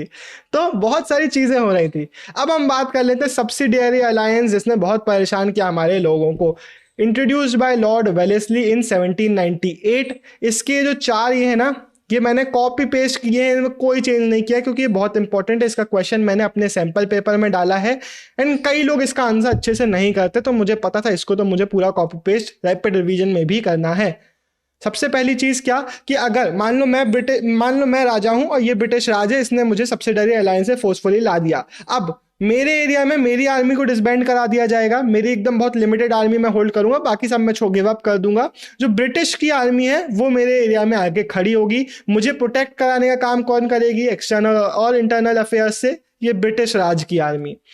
फिर हाँ, पहला पॉइंट था कि मुझे प्रोटेक्ट कौन कराएगा? ये लोग। तो इन लोग प्रोटेक्ट कराने के लिए अपनी जो आर्मी कंटिजेंट है वो मेरे एरिया में खड़ा करेंगे, लेकिन अब जो इनकी आर्मी है वो मेरे एरिया में मेरे को प्रोटेक्ट कराने के लिए यूज हो रही है, तो मैं उसके लिए पैसा लगाऊंगा और मैं खुद से कोई डिसीजन नहीं कर सकता कि मुझे किसी पे अटैक करना है या फिर किसी के साथ कोई अलायंस बनाना है। मैं नहीं कर सकता, मेरे को इनकी परमिशन लेनी पड़ेगी। अक्सर मेरे एरिया में इनका एक रेसिडेंट भी आके खड़ा हो जाएगा, इनका एक लीडर, इनका एक ऑफिशियल, जो कि मेरी पूरी निगरानी रखेगा, जिसके साथ मेरे पूरे अब डिसीजन मेकिंग हो रही होगी। तो मेरी पूरी तो पावर निकाल ली इन लोगों ने, अब तो बची इनकी पावर। इनको जो करना है वो ये लोग कर रहे होंगे। तो ये चीज़ें हो रही थी। 1851 में देखो क्या बोला गवर्नर जनरल लॉर्ड डेलहाउजी ने। क्या बोला? लॉर्ड डेलहाउजी ने क्या बोला? Awadh is a kingdom Awadh the kingdom is a cherry that will drop into our mouth one day. और 1856 में इन लोगों ने अवध को कैप्चर कर भी लिया। कैसे हुआ इसको हम समझते हैं। 1801 में सब्सिडियरी अलायंस अवध में लगा दिया गया था। 2025 में तुम वीडियो को लाइक करोगे, तुमको एक चीज दिखाता हूं। अरे यार, यस, तुम वीडियो को लाइक करोगे 2025 में। अब हम कंटिन्यू करेंगे। हाँ, 1801 में अवध में सब्सिडियरी अलायंस लगा दिया गया। ब्रिटिश रेसिडेंट इस अवध के रीजन में आ गया। इनकी पूरी मिलिट्री डिसबैंड करा दी गई। अब पूरा ब्रिटिश यहाँ पे रूल कर रहे थे, तो इनकी पावर तो धीरे धीरे खत्म हो जाएगी ना। तो अवध के जो नवाब वाजिद अली शाह थे, इनको धीरे से बोल दिया गया कि भाई आप मिस गवर्नेंस कर रहे हो, आप अपने एरिया में रूल नहीं कर पा रहे हो, आपको निकाल फेंका जाता है। इनको निकाल दिया गया, कलकत्ता भगा दिया गया इनके रीजन के साथ। ये नाम याद रखना, वाजिद अली शाह वॉज डिथ्रोन्ड। ब्रिटिश को लग रहा था, ब्रिटिशर्स को लग रहा था कि ये अनपॉपुलर रूलर है, हर जगह तो हटाते ही, इसको भी हटा देंगे, क्या फर्क पड़ जाएगा। लेकिन एक्चुअल में बहुत पॉपुलर रूलर था। जब इसको हटाया गया तो इसकी जो जनता थी वो पागल हो गई, वो इसके पीछे पीछे जाने लग गई। कानपुर तक इसके पीछे पीछे चली जनता, दुख भरे गाने गा रहे हैं और एकदम गुस्सा बैठी है जनता ब्रिटिश राज के अगेंस्ट। ये हम आगे जाके देखेंगे कि कैसे अवध में बहुत फाइट की इन लोगों ने ब्रिटिश के अगेंस्ट। 1820s में, अब ये प्रॉब्लम्स तो हमने देख ही लिए हैं, 1820s में वापस जाते हैं, कुछ और प्रॉब्लम्स को देखते हैं। हमारे जो सिपॉइज थे ना, वो ऑलरेडी कंप्लेंट करते थे कि भाई हमारे पास पेमेंट अच्छा, सैलरी हमें अच्छा नहीं देते हैं, हमें छुट्टियां वगैरह नहीं देती हैं। लेकिन और भी प्रॉब्लम इनकी लाइफ में आ गई। 1820s के टाइम पीरियड में क्या होता था, डेट याद रखना, कि सिपॉइज उनके वाइट ऑफिसर्स जो होते थे, उनके जो अथॉरिटीज होते थे, उनके साथ अच्छे रिलेशंस रखते थे। वाइट अथॉरिटीज इनके साथ लीजर टाइम स्पेंड करती थी, फिशिंग में जाते थे, हॉकिंग में जाते थे, इनके साथ रेसलिंग करते थे, फेंसिंग करते थे, अच्छे रिलेशंस रखते थे। लेकिन 40s आते आते ये रिलेशंस चेंज हो गए। अब वाइट ऑफिसर्स इनको वर्बली, फिजिकली हरास करने लगे, अब्यूज करने लगे, खुद को एज सुपीरियर देखने लगे। तो एक काइंड ऑफ डिस्ट्रस्ट आ गया। जो पहले एक लॉयल्टी थी, ट्रस्ट था, वो अब डिस्ट्रस्ट में कन्वर्ट हो चुका था। तो अब सिपॉइज क्लियरली बहुत ज्यादा गुस्सा थे इन वाइट ऑफिसर्स के साथ। और ये हम बात कर रहे हैं अवध रीजन्स के ऑफिसर्स की मेनली, क्योंकि अवध से ही बहुत सारे जो हमारे, अवध कहाँ है, हमारे प्रेजेंट डे यूपी की हम बात कर रहे हैं, उसके रीजन्स की बात कर रहे हैं। अवध से ही बहुत सारे जो सिपॉइज थे वो रिक्रूट किए जाते थे। तो अब अवध रीजन में आप देख रहे हो ना कि बहुत सारे प्रॉब्लम्स हैं, जिसके कारण जो सिपॉइज हैं, चाहे वो पेजेंट्स हों, वो लोग अब ब्रिटिश राज के अगेंस्ट हो रहे हैं। वैसे एक और चीज समझ लो, सिपॉइज और पेजेंट्स बहुत अलग नहीं है। पेजेंट्स क्लास से ही तो कहीं ना कहीं उठ के सिपॉइज बन रहे थे ना। बहुत सारे लोग जो सिपॉइज हैं वो इनके भाई हैं, चाचा हैं, काका हैं, मामा हैं। तो सिपॉइज की जो दिक्कतें वो पेजेंट क्लास तक भी पहुंचेंगी, पेजेंट क्लास की दिक्कतें सिपॉइज तक भी पहुंचेंगी।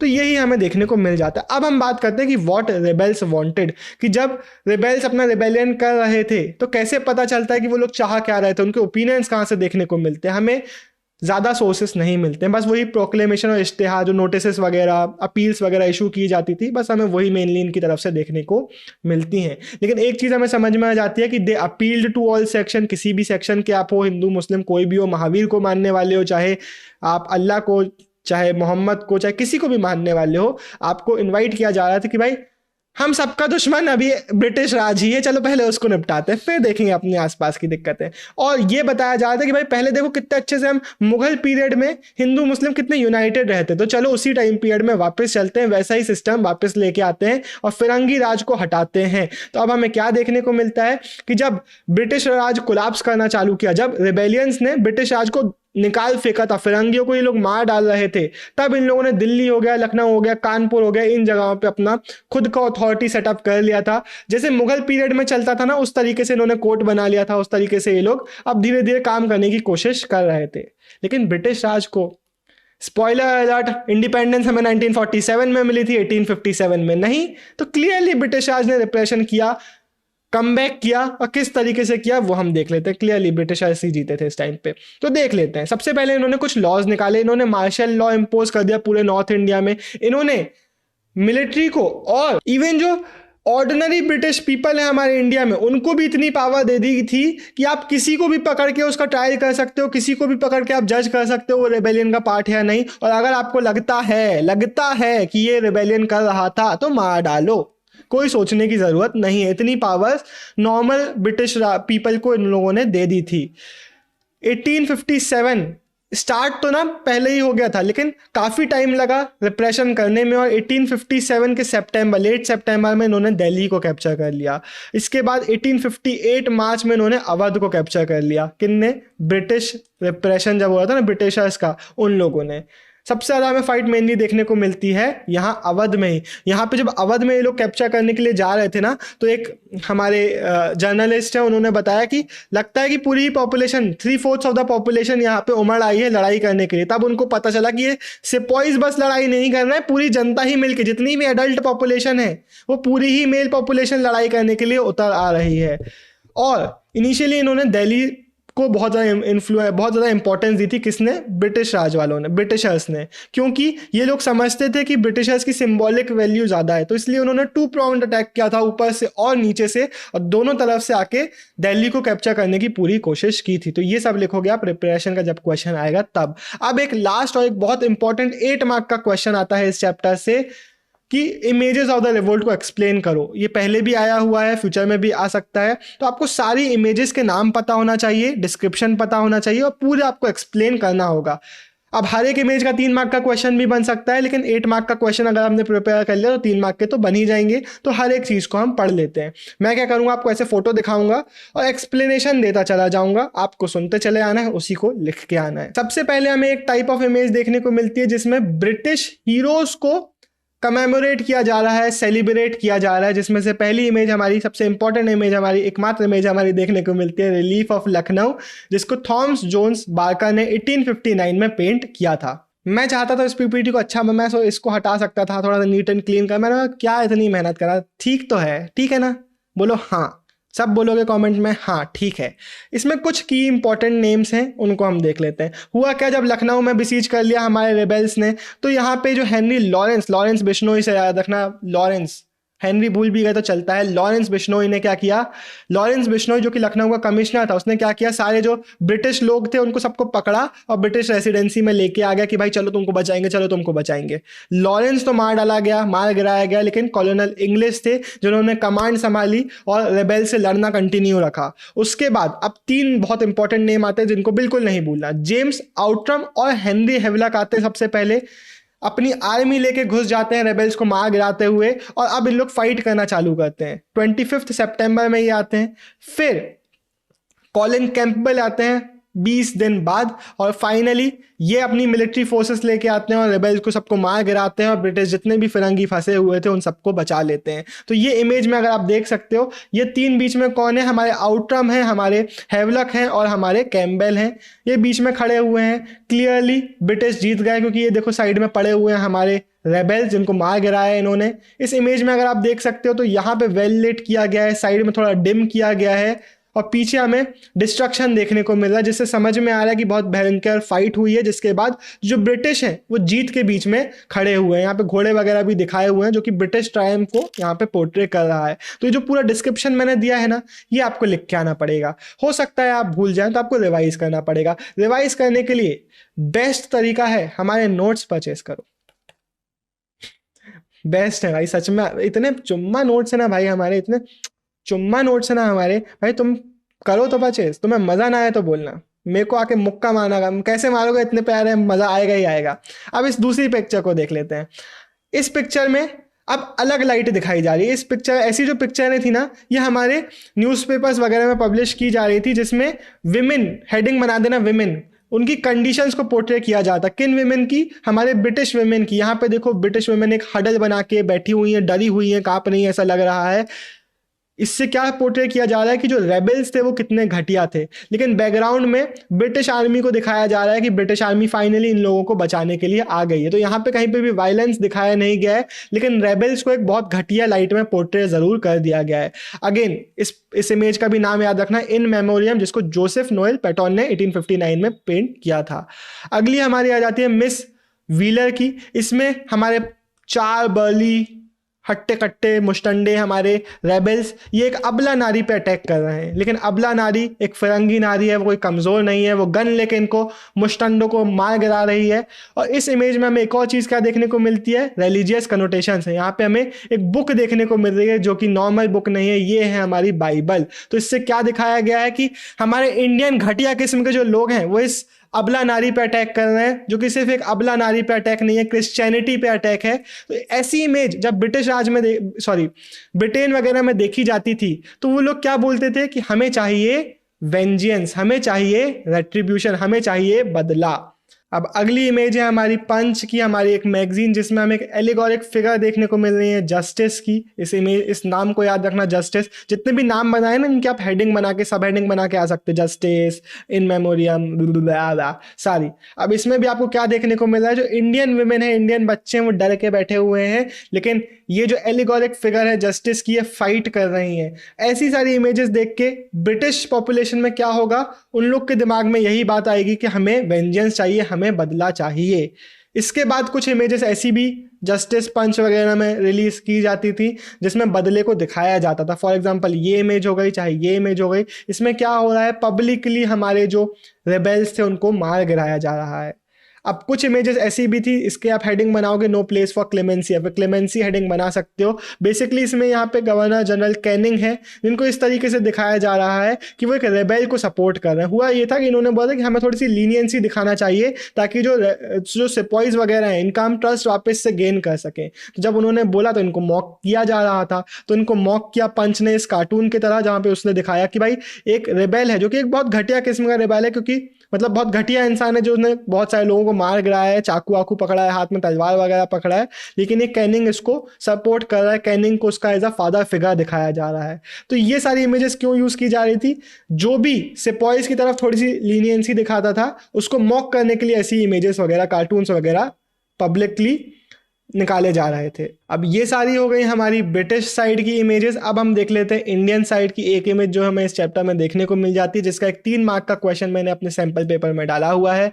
वो ये है जिसमें हमें झांसी की रानी का पोस्टर देखने को मिल रहा है। अब मैं आपको एक्सप्लेन कर देता हूँ कि अगर 3 मार्क के लिए क्वेश्चन यहाँ से आएगा तो आपको क्या क्या लिखना पड़ेगा। सबसे पहला पॉइंट बना के आओगे कि जो 1857 की जो मेमोरीज हैं उनको हमने इन आर्ट वर्क के थ्रू, पोस्टर्स के थ्रू, पेंटिंग्स वगैरह के थ्रू, इन सब के थ्रू मेमोरीज में सर्वाइव कराया है। ये सब हमें देखने को मिल जाती है। हमें बहुत सारे सॉन्ग्स देखने को मिल जाते हैं जिसमें आप मेंशन करोगे पोएट्रीज में मेंशन करोगे सुभद्रा कुमारी चौहान की।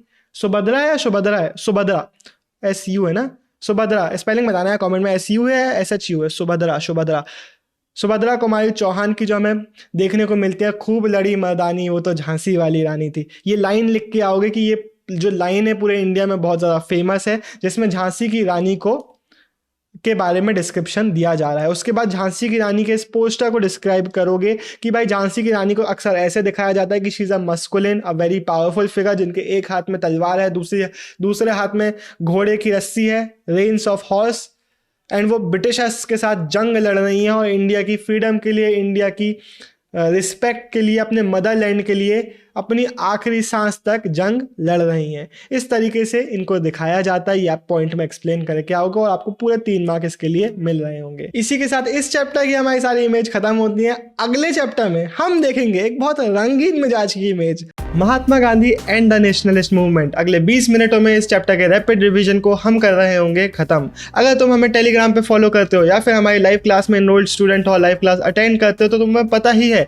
कि तीसरी बार बनाने आया हूँ इस वीडियो को। मैं 2 बार ऑलरेडी बना चुका हूँ, लेकिन पता नहीं क्यों वॉइस ही नहीं आई थी।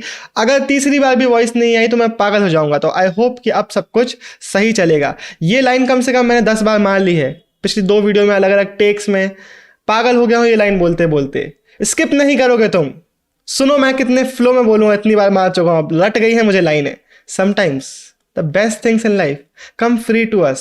लेकिन नहीं, तुम्हें फायदा ही नहीं उठाना है। तुम्हारे फोन में अगर द ट्विन ब्रोज एप्लीकेशन नहीं है, अगर तुमने आज तक द ट्विन ब्रोज वेबसाइट को यूज नहीं किया है, तो तुम क्या कर रहे हो जिंदगी में। वहां पे तुम्हें मिलेंगी बहुत सारी फ्री रिसोर्सेज, वहां पे मिलेंगे तुम्हें फ्री कोर्सेज जिनका एनरोल करके तुम अपने नीचे बूस्टर्स लगा सकते हो। ऐसे आग लग जाएगी तुम्हारे नीचे, तुम उड़ने लग जाओगे। मजाक की बात नहीं है।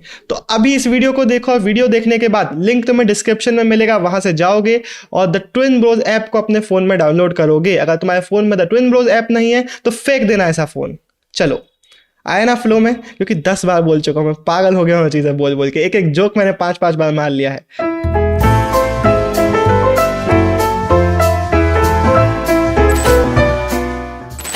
सुनो इस जोक को भी। गांधी जी की ये है वो फोटो जो हमारे नोट में लगना है। क्या स्टड लग रहे हैं गांधी जी, नहीं लग रहा है ऐसा father of the nation figure, इसमें लगते हैं Gandhi ji father of the nation, वो वाली फोटो में नहीं लगते। मैं तो बोलता हूँ 5,000 का नोट आना चाहिए जिसमें ये फोटो लगना चाहिए भाई, क्या ही मक्खन नोट लगेगा, 5,000 का नोट ये फोटो वाला लगेंगे गांधी जी भाई फादर ऑफ द नेशन। अब हम स्टार्ट करते हैं हमारे चैप्टर को, ये मैं कम से कम 5 बार बोल चुका हूँ ये चीज में, सेम टोन में इंप्रूव होती जा रही है, हर बार रिदम आता जा रहा है। चलो अब हम चैप्टर को एक्चुअल में स्टार्ट करते हैं। चैप्टर में मैंने 2 बार तो कंप्लीट कर ही लिया है, सिर्फ जोक्स में टेक्स लेता हूं मैं, चैप्टर में टेक्स नहीं लेता, चैप्टर तो 1 टेक। 1915 में गांधी जी पहुंचते हैं इंडिया को वापस। 1893 में इन्होंने इंडिया को छोड़ा था। फिर इतने सालों बाद इंडिया जब वापस आते हैं तो इंडिया में आके देखते हैं कि इंडिया तो पूरा बदल चुका है। क्वेश्चन यही आएगा तुमसे, एमसीक्यू में डेट पूछी जा सकती है कब छोड़ा था, कब आए थे। एमसीक्यू में ये आएगा, क्वेश्चन में 3 मार्क के लिए पूछा जा सकता है कि the India in which Gandhi ji returned to in 1915 was rather a different India than the India he left in 1893। तो उसमें क्या एक्सप्लेन करोगे? गांधी जी गए थे, इंट्रोडक्शन में लिख के आ सकते हो, बाहर जहां पे ज्यादातर उन्होंने टाइम स्पेंड किया साउथ अफ्रीका में। अपने पहली बार जो सत्याग्रह के मूवमेंट्स थे, अपने पहली बार जो आइडियाज थे इम्प्लीमेंट उन्होंने किया साउथ अफ्रीका में। अब इंडिया में आए हैं तो कुछ चेंजेस हमें देखने को मिल रहे हैं, वो तो मैं लिखने को आएगा। तो पहला पॉइंट बनाओगे और लिखोगे India was far more active in a political sense. अब क्या हो चुका था, इंडियन नेशनल कांग्रेस ने अपने जो हाथ पैर थे वो पूरे देश में फैला लिए थे। अब छोटे छोटे टाउन्स एंड सिटीज में भी इंडियन नेशनल कांग्रेस पहुंच चुकी थी। 1905-07 में स्वदेशी मूवमेंट हमने चलाया था और स्वदेशी मूवमेंट के कारण भी जो कांग्रेस की अपील है वो काफ़ी ज़्यादा बढ़ चुकी थी। इन मूवमेंट्स के थ्रू हमें बहुत टावरिंग लीडर्स, बहुत बड़े बड़े लीडर्स मिल चुके थे। हेडिंग बना के आ सकते हो लाल बाल पाल। लाल बाल पाल वो एलिट्रेशन है जो इनके लिए यूज़ की जाती है। किन के लिए? डिस्क्रिप्शन में लिख के आओगे। बाल गंगाधर तिलक जो कि महाराष्ट्र से थे, बिपिन चंद्र पाल जो कि बंगाल से थे और लाला लाजपत राय जो कि पंजाब से थे। अब एक और पॉइंट यहाँ पे ये भी बनाना कि इससे हमें एक और चीज देखने को मिलती है कि ऑल इंडिया नेचर था हमारे इन मूवमेंट्स में, ऑल इंडिया नेचर देखने को मिला था स्ट्रगल्स में। लीडर हमें अलग अलग जगहों से देखने को मिल रहे थे, ये पूरा एक्सप्लेन करोगे। अब इन लीडर्स के नाम में हेडिंग बना सकते हो एक्सट्रीमिस्ट। ये लोग थे एक्सट्रीमिस्ट। कुछ हमें मॉडरेट लोग भी देखने को मिल जाते हैं। एक्सट्रीमिस्ट मतलब जो एक्शंस लेना चाहते हैं, एग्रेसिव ओपिनियंस रखते हैं, मतलब ओपिनियन रखते नहीं, मतलब एग्रेसिव एक्शंस लेना चाहते हैं, ब्रिटिश गवर्नमेंट को हिला देना चाहते हैं। मॉडरेट्स मतलब जो कि भाई चलो डिस्कशन कर लेते हैं, कुछ डिस्कस करके डिबेट्स करके कुछ धीरे धीरे कॉन्स्टिट्यूशनल रिफॉर्म्स लेके आते हैं, इस टाइप के अप्रोच वाले लोग, परसुएसिव अप्रोच वाले लोग। मॉडरेट्स में नाम लिखोगे गोपाल कृष्ण गोखले जो कि गांधी जी के पॉलिटिकल मेंटोर भी थे, ये भी याद रखना, एमसीक्यू में आ सकता है। और मोहम्मद अली जिन्ना का भी इसमें नाम लिखोगे। अब गोपाल कृष्ण गोखले की एडवाइस के बाद गांधी जी जब इंडिया आए 1915 में, तो अगला 1 साल उन्होंने स्पेंड किया इंडिया को समझने में, इंडिया को घूमने में, अलग अलग जगहों पे विजिट करने में। फिर यहां से जितनी भी डेट है सारी याद रखना है, लेकिन बहुत इजी है कि 15, 16, 17, 17, इजी है डेट्स, ठीक है। 1916 फरवरी को गांधी जी ने पहली बार इंडिया में खुद को पब्लिकली अनाउंस किया। हुआ यह था कि बीएचयू हमारे इंडियन इनिशिएटिव से, इंडियन पैसे से एक पहली यूनिवर्सिटी खुल रही थी जिसमें सारे जो बड़े बड़े फिगर्स थे ना, एनी बेसेंट हो गई, हमारे गांधी जी हो गए, बहुत सारे अलग अलग फिलेंथ्रोपिस्ट हो गए, बहुत सारे अलग अलग लीडर्स हो गए, इनको बुलाया गया था।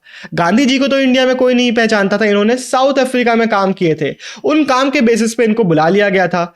सब लोग जहां पे कॉन्ग्रेचुलेट कर रहे थे, एक दूसरे को खुश हो रहे थे, गांधी जी की स्पीच देने की बारी आई तो यहाँ पे उन्होंने आग ही लगा दी। उन्होंने बोला कि यहाँ पे मुझे गरीब तो दिख ही नहीं रहे, यहाँ पे मुझे पेजेंट्स तो दिख ही नहीं रहे, वर्किंग क्लास तो दिख ही नहीं रही है, हमारे अंदर कोई सेल्फ गवर्नेंस की, सेल्फ रूल की कोई क्वालिटीज है ही नहीं। अगर हम खुद को फ्री कराना चाहते हैं ब्रिटिश राज से तो आप लोग नहीं दिला पाओगे। जो नेशनलिज्म अभी एलीट फिनोमिना है, ये हमको इंडिपेंडेंस नहीं दिला पाएगा। हमें इस नेशनलिज्म को एक ऐसा फिनोमिना बनाना पड़ेगा जिसमें पेजेंट्स पार्टिसिपेट करे, जिसमें वर्किंग क्लास पार्टिसिपेट करे। तो ये गांधी जी के ओपिनियन एक्सप्रेस इन्होंने किए बीएचयू की अपनी पहली अपीयरेंस में। उसके बाद 17 में इन्होंने चंपारण में पेजेंट्स के लिए एक्टिविटीज करी, स्ट्रगल किया। 18 में ये गए अहमदाबाद, वहां पे लेबर डिस्प्यूट को इंटरवीन किया और उसके बाद खेड़ा के जो पेजेंट्स थे उनके लिए स्ट्रगल किया। ये तीनों डेट याद रखोगे, 17 और 18 में अपने होम टाउन में 2 अलग अलग मूवमेंट्स को इन्होंने ज्वाइन किया। लेकिन ये बहुत ज़्यादा लोकलाइज्ड स्ट्रगल्स हैं।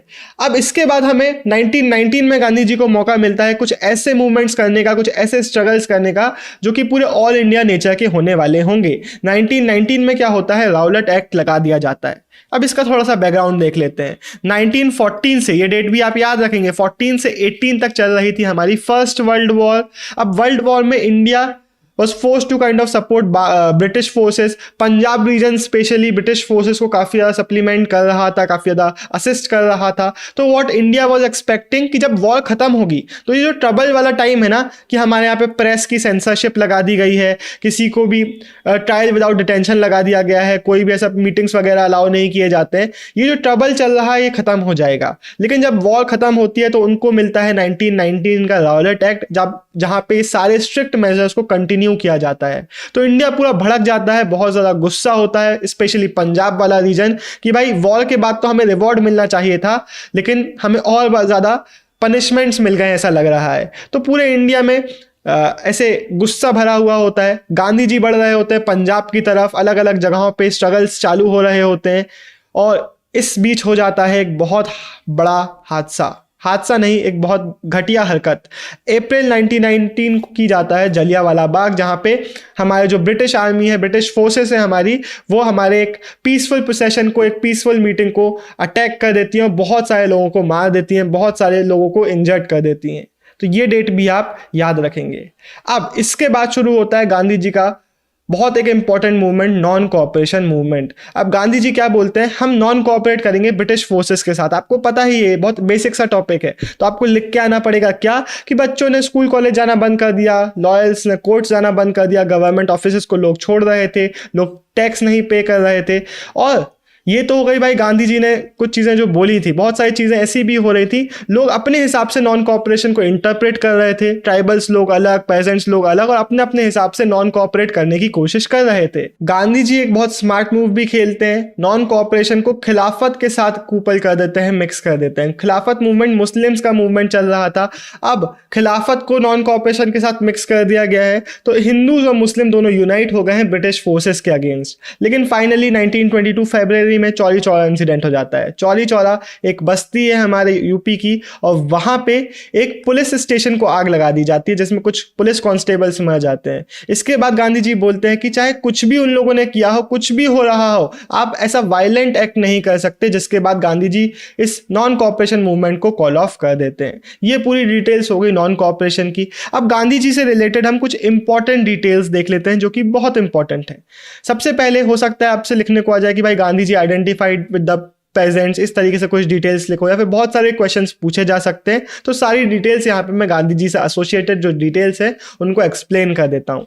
सबसे पहले तो जहाँ बाकी लोग बंद गला पहनते थे, वेस्टर्न सूट पहनते थे, बाकी जो नोबल्स थे, बाकी जो लीडर्स थे, गांधी जी पहना करते थे एक नॉर्मल धोती, नॉर्मल लॉइन क्लॉथ, जो कि अगेन उनको पुअर पीपल के साथ, पेजेंट के साथ कनेक्ट करने के लिए बहुत ज़्यादा हेल्प करता था। गांधी जी चरखा को भी बहुत ज़्यादा सपोर्ट करते थे। गांधी जी का कहना था कि ये जो डिवीजन हो गया है ना, कि पढ़े लिखे लोग मैनुअल लेबर नहीं करेंगे, ये बहुत गलत है। मैनुअल लेबर को वो सपोर्ट करते थे, प्लस चरखा को वो एज अ सिंबल देखते थे जो कि बहुत सारी चीज़ों में इंडिया को हेल्प कर सकता है, पुअर्स को हेल्प कर सकता है, एक्स्ट्रा इनकम जनरेट करने के लिए, हमें ब्रिटिश गुड को रिप्लेस करने में हेल्प कर सकता है। बहुत सारी चीज़ों में चरखा बहुत इंपॉर्टेंट हो सकता है। ये चीजें हो गई गांधी जी के बारे में। इसके बाद गांधी जी के साथ एसोसिएट की जा रही थी मिरेकुलस पावर्स। ऐसा बोला जा रहा था कि गांधी जी के ऊपर कोई नहीं है, Gandhi ji is even above the British crown. जो ब्रिटिश ऑफिशियल्स हैं इनको गांधी जी की बातें माननी पड़ेंगी, गांधी जी के ऑर्डर्स को कोई ऐसा नकार नहीं सकता, गांधी जी ही हैं जो हैं। इसलिए गांधी जी को गांधी बाबा बुलाया जाता, कहीं गांधी महाराज, कहीं गांधी महात्मा। ये भी देखने को मिलता है कि बोला जाने लगा था कि अगर आप गांधी जी के अगेंस्ट जाओगे तो आपके साथ कुछ ना कुछ गलत हो जाएगा, आपका क्रॉप फेलियर हो जाएगा, घर गिर जाएगा, कुछ ना कुछ तो गलत हो ही जाएगा। By caste he was a merchant, by profession a lawyer. और पॉलिटिशियन तो थे ही, पॉलिटिशियन के साथ साथ सोशल रिफॉर्मर भी थे। जो सोशल इविल्स हमें सोसाइटी में देखने को मिलते हैं उनके अगेंस्ट भी एक्शंस लिया करते थे। स्पेशली हरिजन्स जो लोग हो गए, दलित जो हो गए, उनके लिए बहुत सारे स्टेप्स ये ले रहे थे। अब सिर्फ गांधी जी नहीं थे जो इंडिया में नेशनलिज्म को प्रमोट कर रहे थे, और भी बहुत सारी चीज़ें हो रही थी। फॉर एग्जाम्पल MCQ में आ सकता है, प्रजामंडल्स क्यों सेटअप किए जा रहे थे? प्रजामंडल सेटअप किए जा रहे थे प्रिंसली स्टेट्स में नेशनलिस्ट क्रीड को प्रमोट करने के लिए। इसके अलावा बहुत सारे अलग अलग लीडर्स थे जो कि गांधी जी के साथ भी जुड़ रहे थे, जो कि अलग अलग भी अपने एक्शंस ले रहे थे ब्रिटिश फोर्सेस के अगेंस्ट। अब हम बात करते हैं सॉल्ट सत्याग्रह वाले टॉपिक की, लेकिन स्टार्ट करेंगे ना थोड़े से बैकग्राउंड के साथ। 1928 डेट याद रखना। इसमें क्या हो रहा था, सबसे पहले तो साइमन कमीशन के अगेंस्ट इंडिया में प्रोटेस्ट चल रहे थे, बारडोली सत्याग्रह चल रहा था, लेकिन गांधी जी ने डायरेक्टली इस किसी भी स्ट्रगल को ज्वाइन नहीं किया। गांधी जी ने बोला करो आप लोग, हम आपको ब्लेसिंग्स देते हैं, लेकिन गांधी जी ने डायरेक्टली इनको ज्वाइन नहीं किया। 1929 दिसंबर, ये डेट तो बहुत ही ज्यादा इंपॉर्टेंट है, पहले वाली डेट से भी ज्यादा इंपॉर्टेंट है।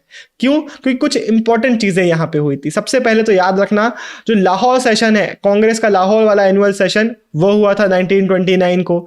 इसके बाद हमारा जो जवाहरलाल नेहरू था उसको कांग्रेस का प्रेसिडेंट बना दिया गया था। इनके पहले इनके पापा जी प्रेसिडेंट थे, अब जो बैटन है वो एक यंगर जनरेशन को पास आउट हो गया है और डिक्लेरेशन कर दिया गया था पूर्ण स्वराज का। अब हमें चाहिए कंप्लीट इंडिपेंडेंस। 26 जनवरी 1930 को मनाया गया इंडिपेंडेंस डे। गांधी जी ने कुछ ऑर्डर्स भी दे दिए थे। गांधी जी ने बोल दिया था बहुत अच्छा होगा अगर हम सारी जगहों पे मीटिंग, सारी जगहों पे एक्शन साथ में स्टार्ट कर सकेंगे। तो गांधी जी ने बोला कि हमें इस दिन में पैट्रियोटिक सॉन्ग्स वगैरह गा सकते हैं और हमें मेनली कुछ प्रोडक्टिव काम करना है। फॉर एग्जांपल आप चरखा चला सकते हो, आप चाहो तो प्रोहिबिशन वर्क कर सकते हो, हमें हरिजन्स की हेल्प करनी चाहिए। इस तरीके से अपना पूरे हमारे इंडिपेंडेंस डे को हमें सेलिब्रेट करना है। 12 मार्च 1930, इसको भी बिल्कुल भी मत भूलना, बहुत इंपॉर्टेंट डेट है। ये वो डेट है जब गांधी जी ने चलना चालू किया साबरमती आश्रम से ओशन की तरफ सॉल्ट लॉ को ब्रेक करने के लिए। अब इसके पहले ही आप अगर सॉल्ट मार्च का क्वेश्चन आता है तो इंट्रोडक्टरी पैराग्राफ बना के आ सकते हो कि गांधी जी ने इरविन साहब को, लॉर्ड इरविन को लेटर लिख के बता दिया था कि हम ये चीज करने वाले हैं। Gandhi ji was not expecting कि वो उनको करने देंगे अलाउ, लेकिन इरविन ने इसकी इंपॉर्टेंस नहीं समझी। उनको लगा ठीक है भाई चल लेंगे, क्या ही होगा। सेम चीज बोली टाइम न्यूज मैगजीन ने, जो कि अमेरिकन न्यूज मैगजीन है, ये भी बोल रही थी कि गांधी जी चल ही नहीं पाएंगे। इन्होंने देखा कि गांधी जी जब एक दिन के बाद चले तो इन्होंने लिख दिया कि Gandhi ji fell into the ground, sunk into the ground. ये एक बहुत पतला दुबला सा व्यक्ति है, ये नहीं चल पाएगा इतनी बड़ी मार्च। लेकिन हो क्या रहा था, गांधी जी जहां जहां चल रहे थे, गांधी जी के साथ बहुत सारे लोग जुड़ते चले जा रहे थे। जो पुलिस मैन थे हमारे ब्रिटिश फोर्सेस के, वो लोग भी गांधी जी को अब फॉलो कर रहे थे और गांधी जी के एक्शंस को देखने बहुत ज़्यादा फॉलो किया जाने लगा। और हमें देखने को मिलता है कि बहुत ज़्यादा अटेंशन इनको मिलने लग गई थी, बहुत सारे लोग इनको ज्वाइन कर रहे थे। 3 पॉइंट्स जो कि सॉल्ट मार्च के बारे में आपको पता होना चाहिए। सबसे पहले इसको वर्ल्ड अटेंशन मिली, एग्जाम्पल में लिख के आएंगे। टाइम न्यूज़ मैगजीन ने इसको कवर किया, अमेरिकन और यूरोपियन न्यूज़ मैगजीन इसको कवर कर रही थी। विमेन का पार्टिसिपेशन इसमें बहुत ज़्यादा था, अनप्रेसिडेंटेड अमाउंट में विमेन इसमें पार्टिसिपेट कर रही थी। और ब्रिटिश राज को रियलाइज करा दिया गया था इस मार्च के बाद कि इनका जो राज है it will not last for ever, ये शेक किया जाएगा। इसके बाद 2 डेट्स हैं हमारी राउंड टेबल कॉन्फ्रेंसेस की, जो कि बहुत ज़्यादा इंपॉर्टेंट है। 1930 हमारी first round table conferences London वाली, लेकिन सारे हमारे जो लीडर्स थे वो जेल में भरे पड़े हुए थे तो कोई जा ही नहीं पाया। 1931 में लीडर्स हमारे गए ज़रूर, गांधी जी गए, अंबेडकर जी गए और भी लीडर्स गए, लेकिन अगेन इट वॉज इनकंक्लूसिव। तो गांधी जी वगैरह सब वापस आ गए, फिर से ब्रिटिश राज के अगेंस्ट स्ट्रगल वगैरह करने लग गए।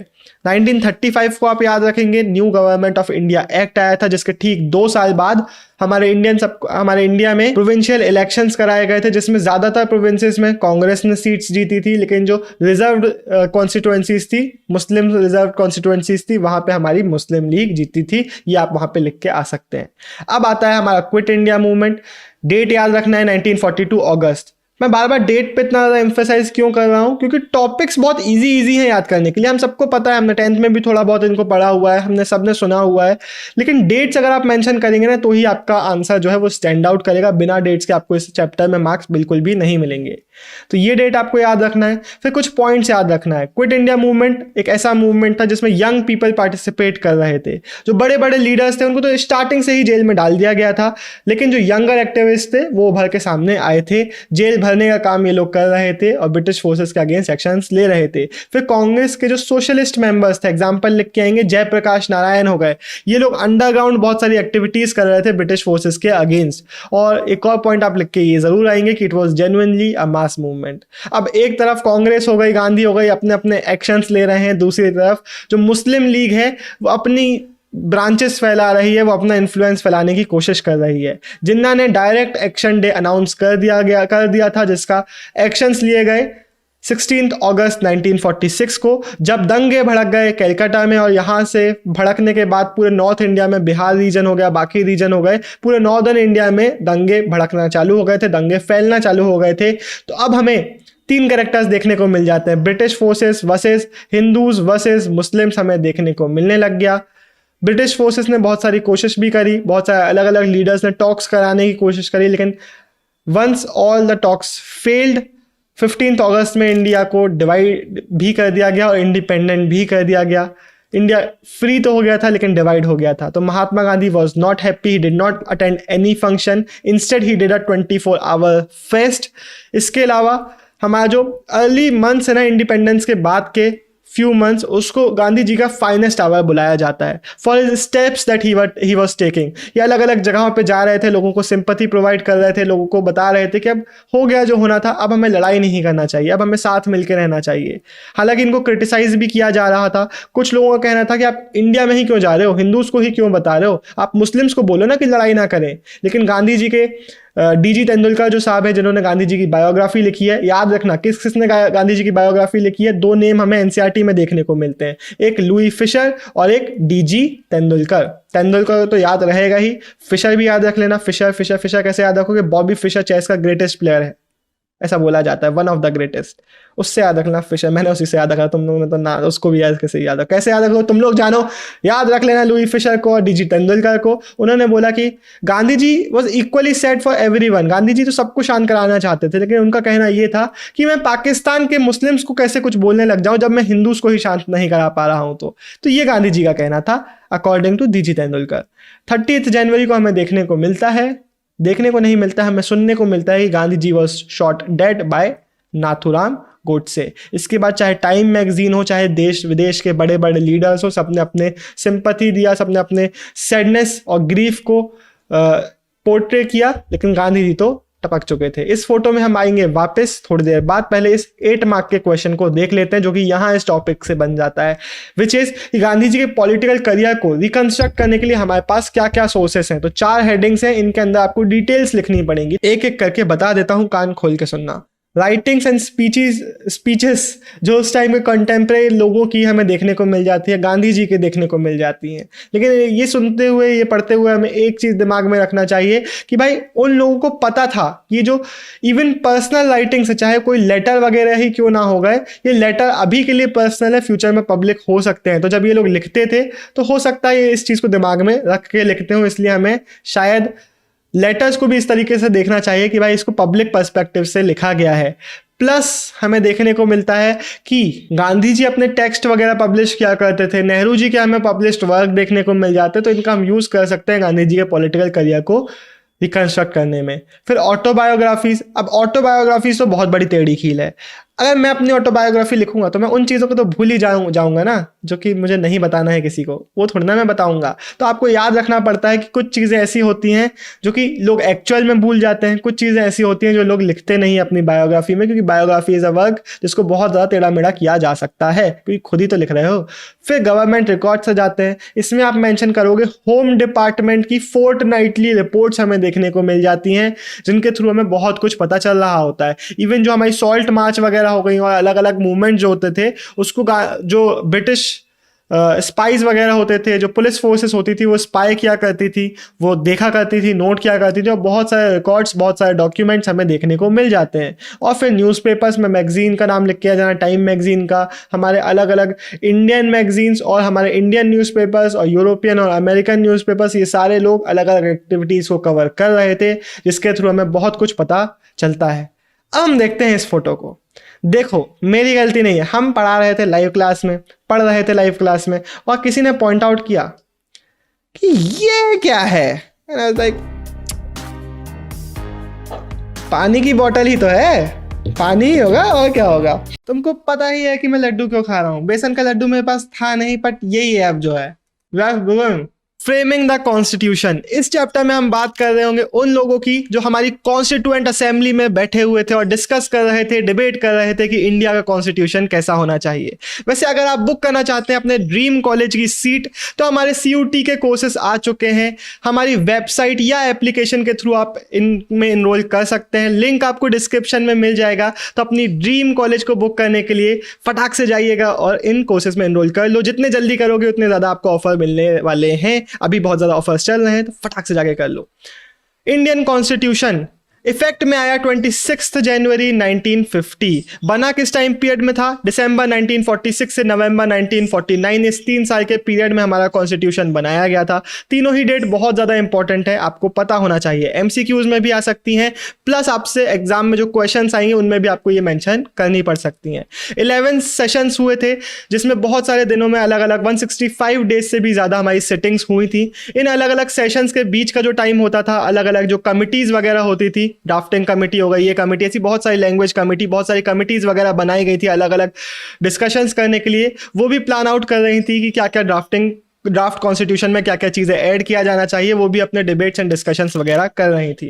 अब पहले हम बैकग्राउंड देख लेते हैं कि कॉन्स्टिट्यूएंट असेंबली जब बैठी तो उसके पीछे हमारे इंडिया में क्या क्या चीज़ें हो सकती थी। हो सकता है यही 3 मार्क का क्वेश्चन बन के आपके लिए पूछ लिया जाए। तो आप लिखेंगे कि हमारे इंडियंस की मेमोरीज में अभी भी 1942 का क्विट इंडिया स्ट्रगल था। हमारा जब फाइनली इंडिया आज़ाद हुआ तब भी आपको पता ही है कि इंडिपेंडेंस तो मिल गई थी लेकिन डिवीजन भी हो गया था।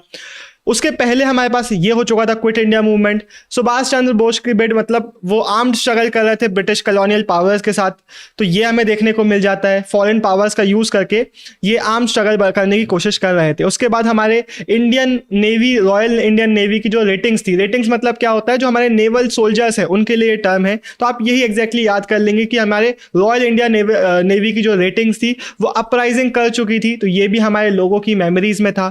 मास प्रोटेस्ट वगैरह हो रहे थे अलग अलग जगहों पे, अलग अलग टाइम पीरियड में। पेजेंट्स के, वर्किंग क्लासेस के हमें प्रोटेस्ट देखने को मिल रहे थे। इंडिया डिवाइड हो चुका था और उसके अलावा हमें एक और बहुत मेजर प्रॉब्लम देखने को मिल रही थी।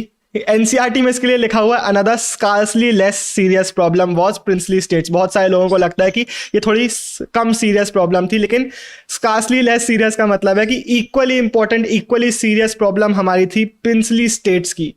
ऑलमोस्ट 1/3 जो इंडिया था वो प्रिंसेस के अंडर में आता था, जिसका अभी डिसीजन भी नहीं हुआ था कि वो इंडिया में आएंगे, कहाँ जाएंगे, क्या होगा। इन प्रिंसेस को तो लग रहा था कि हम अपने इंडिया से डिवाइड हो जाएंगे, अलग हो जाएंगे और खुद के रीजन को ऑटोनॉमसली रूल कर रहे होंगे। तो इतनी सारी प्रॉब्लम्स थी। तो जब हम कॉन्स्टिट्यूएंट असेंबली में देखेंगे तो इन लोगों के दिमाग में भी ये सब चीज़ें बैकग्राउंड में थी। हमारा जो कॉन्स्टिट्यूशन था उसको सिर्फ देश को अच्छे से चलाना नहीं था, बल्कि इन प्रॉब्लम्स को भी हील करना था और फ्यूचर में मेक श्योर करना था कि क्योस ना फैले, फ्यूचर में मेक श्योर करना था कि सब कुछ बढ़िया से चले। तो अब हम बात करते हैं एक अगले टॉपिक की, कॉन्स्टिट्यूएंट असेंबली। पहले बात करेंगे वो बना कैसे था, क्या क्या चीज़ें, उसकी फीचर्स क्या क्या थे, और उसके बाद उनके कुछ मेंबर्स की बात करेंगे। 1945-46 के जो प्रोविंशियल इलेक्शंस थे उसमें जो लोग जीते थे उन लोगों ने रिप्रेजेंटेटिव्स डिसाइड किए थे कि कॉन्स्टिट्यूएंट असेंबली में कौन जाएगा। मतलब यहाँ पे यूनिवर्सल एडल्ट फ्रेंचाइज के बेसिस पे, इलेक्शंस वगैरह के बेसिस पे होके डायरेक्टली इलेक्टेड नहीं थे ये मेंबर्स जो कॉन्स्टिट्यूएंट असेंबली में बैठे थे, बल्कि एक काइंड ऑफ इनडायरेक्ट पार्टिसिपेशन हमें यहाँ पे देखने को इन लोगों का मिल जाता है। 82% जो मेंबर्स थे इसके वो कांग्रेस थे, क्योंकि हमारे प्रोविंशियल इलेक्शंस में ज़्यादातर सीट्स कांग्रेस नहीं जीती थी। जो रिजर्व सीट्स थी हमारे मुस्लिम एरियाज जो थे वहाँ पे मुस्लिम लीग पावर में आई थी, लेकिन मुस्लिम लीग ने बोल दिया था कि हमें कॉन्स्टिट्यूएंट असेंबली का पार्ट नहीं बनना, हमें अलग से कॉन्स्टिट्यूशन चाहिए पाकिस्तान का। तो hence they did not join. Socialist members जो थे वो भी इनिशियली अनविलिंग थे ज्वाइन करने के लिए, क्योंकि उनका कहना था कि भाई ये जो आपकी असेंबली है ये फ्री नहीं है, इसमें ब्रिटिश राज का हाथ है। पब्लिक इन्फ्लुएंस के बारे में भी आपको मेंशन करने को आ सकता है। तो आप लिख के आएंगे कि जनता से भी ओपिनियन मांगे जाते थे, जो भी डिस्कशंस होते थे उनको न्यूज़पेपर्स वगैरह में, प्रेस में पब्लिश किया जाता था। प्रेस भी क्रिटिसिज्म, काउंटर क्रिटिसिज्म कर रही होती थी और जनता भी अपने मैसेजेस वगैरह कन्वे कर रही होती थी। जनता से भी पूछा गया था कि आप अपने अपने ओपिनियंस भेजिए। तो जितने भी लिंग्विस्टिक माइनॉरिटीज़ थे वो बोल रहे थे कि हमारी लैंग्वेज को प्रोटेक्शन दे दो। जो डिप्रेस्ड क्लासेस थी वो सेफगार्ड्स डिमांड कर रही थी। तो अब हम चैप्टर में आगे जाते हुए देखेंगे कि एक्चुअल एक्चुअल में क्या क्या हुआ। अब ये एक बहुत इंपॉर्टेंट क्वेश्चन है, सीधा 8 मार्क के लिए आ सकता है कि भाई बताओ अलग अलग इंपॉर्टेंट मेंबर्स का रोल की कॉन्स्टिट्यूएंट असेंबली में सबसे इंपॉर्टेंट मेंबर्स कौन थे और उनका क्या रोल था। 300 मेंबर्स थे, उसमें से 3 हमें बहुत इंपॉर्टेंट कांग्रेस के मेंबर्स देखने को मिलते हैं। पहले है जवाहरलाल नेहरू, इनके बारे में लिख के आएंगे कि इन्होंने ऑब्जेक्टिव रिजोल्यूशन प्रपोज किया, प्लस ये वाला रिजोल्यूशन भी प्रपोज किया कि इंडिया का जो फ्लैग है वो कैसा होने वाला है। आपको पता ही है कि भाई horizontal tricolour of saffron white and dark green in equal proportion with a navy blue wheel at the centre. तो ये वाला जो रिजोल्यूशन था ये भी इन्होंने प्रपोज किया। तो दोनों ही पॉइंट आप इनके बारे में बना के आएंगे। वल्लभ भाई पटेल जी ने मोस्टली बिहाइंड द सीन्स काम किया, अलग अलग रिपोर्ट्स को ड्राफ्ट कराने में बहुत इंपॉर्टेंट रोल प्ले कर रहे थे, प्लस जो कॉन्फ्लिक्टिंग ओपिनियन होते थे उनको रिकनसाइल कराने में भी एक इंपॉर्टेंट रोल ये प्ले कर रहे थे।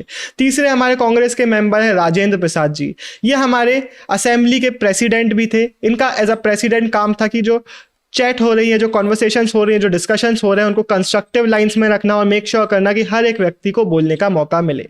फिर आते हैं कुछ ऐसे लोग जो नॉन कांग्रेस मेंबर्स थे लेकिन बहुत इंपॉर्टेंट रोल प्ले कर रहे थे। अंबेडकर जी ना, आपको पता ही है कि कांग्रेस के पिछले टाइम में राइवल रहे हैं, लेकिन बहुत इंपॉर्टेंट मेंबर थे। ये एक बहुत अच्छे लॉयर और इकोनॉमिस्ट थे। गांधी जी ने इनको बोला था कि भाई आप कैबिनेट ज्वाइन करिए, भले ही आप पास्ट में कांग्रेस के अगेंस्ट में रहें, लेकिन अब आप कैबिनेट ज्वाइन करिए जो हमारा इंटरिम गवर्नमेंट है उसका। और इन्होंने कैबिनेट ज्वाइन किया था एज लॉ मिनिस्टर, जिसके बाद हमारे कॉन्स्टिट्यूएंट असेंबली का भी ये पार्ट बने थे as chairman of the drafting committee. और इनका काम ये भी था कि भाई जो ड्राफ्ट कॉन्स्टिट्यूशन है उसको गाइड करना, सब लोग को उसको प्रेजेंट करना, उसको डिफेंड करना, उससे रिलेटेड डिस्कशंस वगैरह कराना।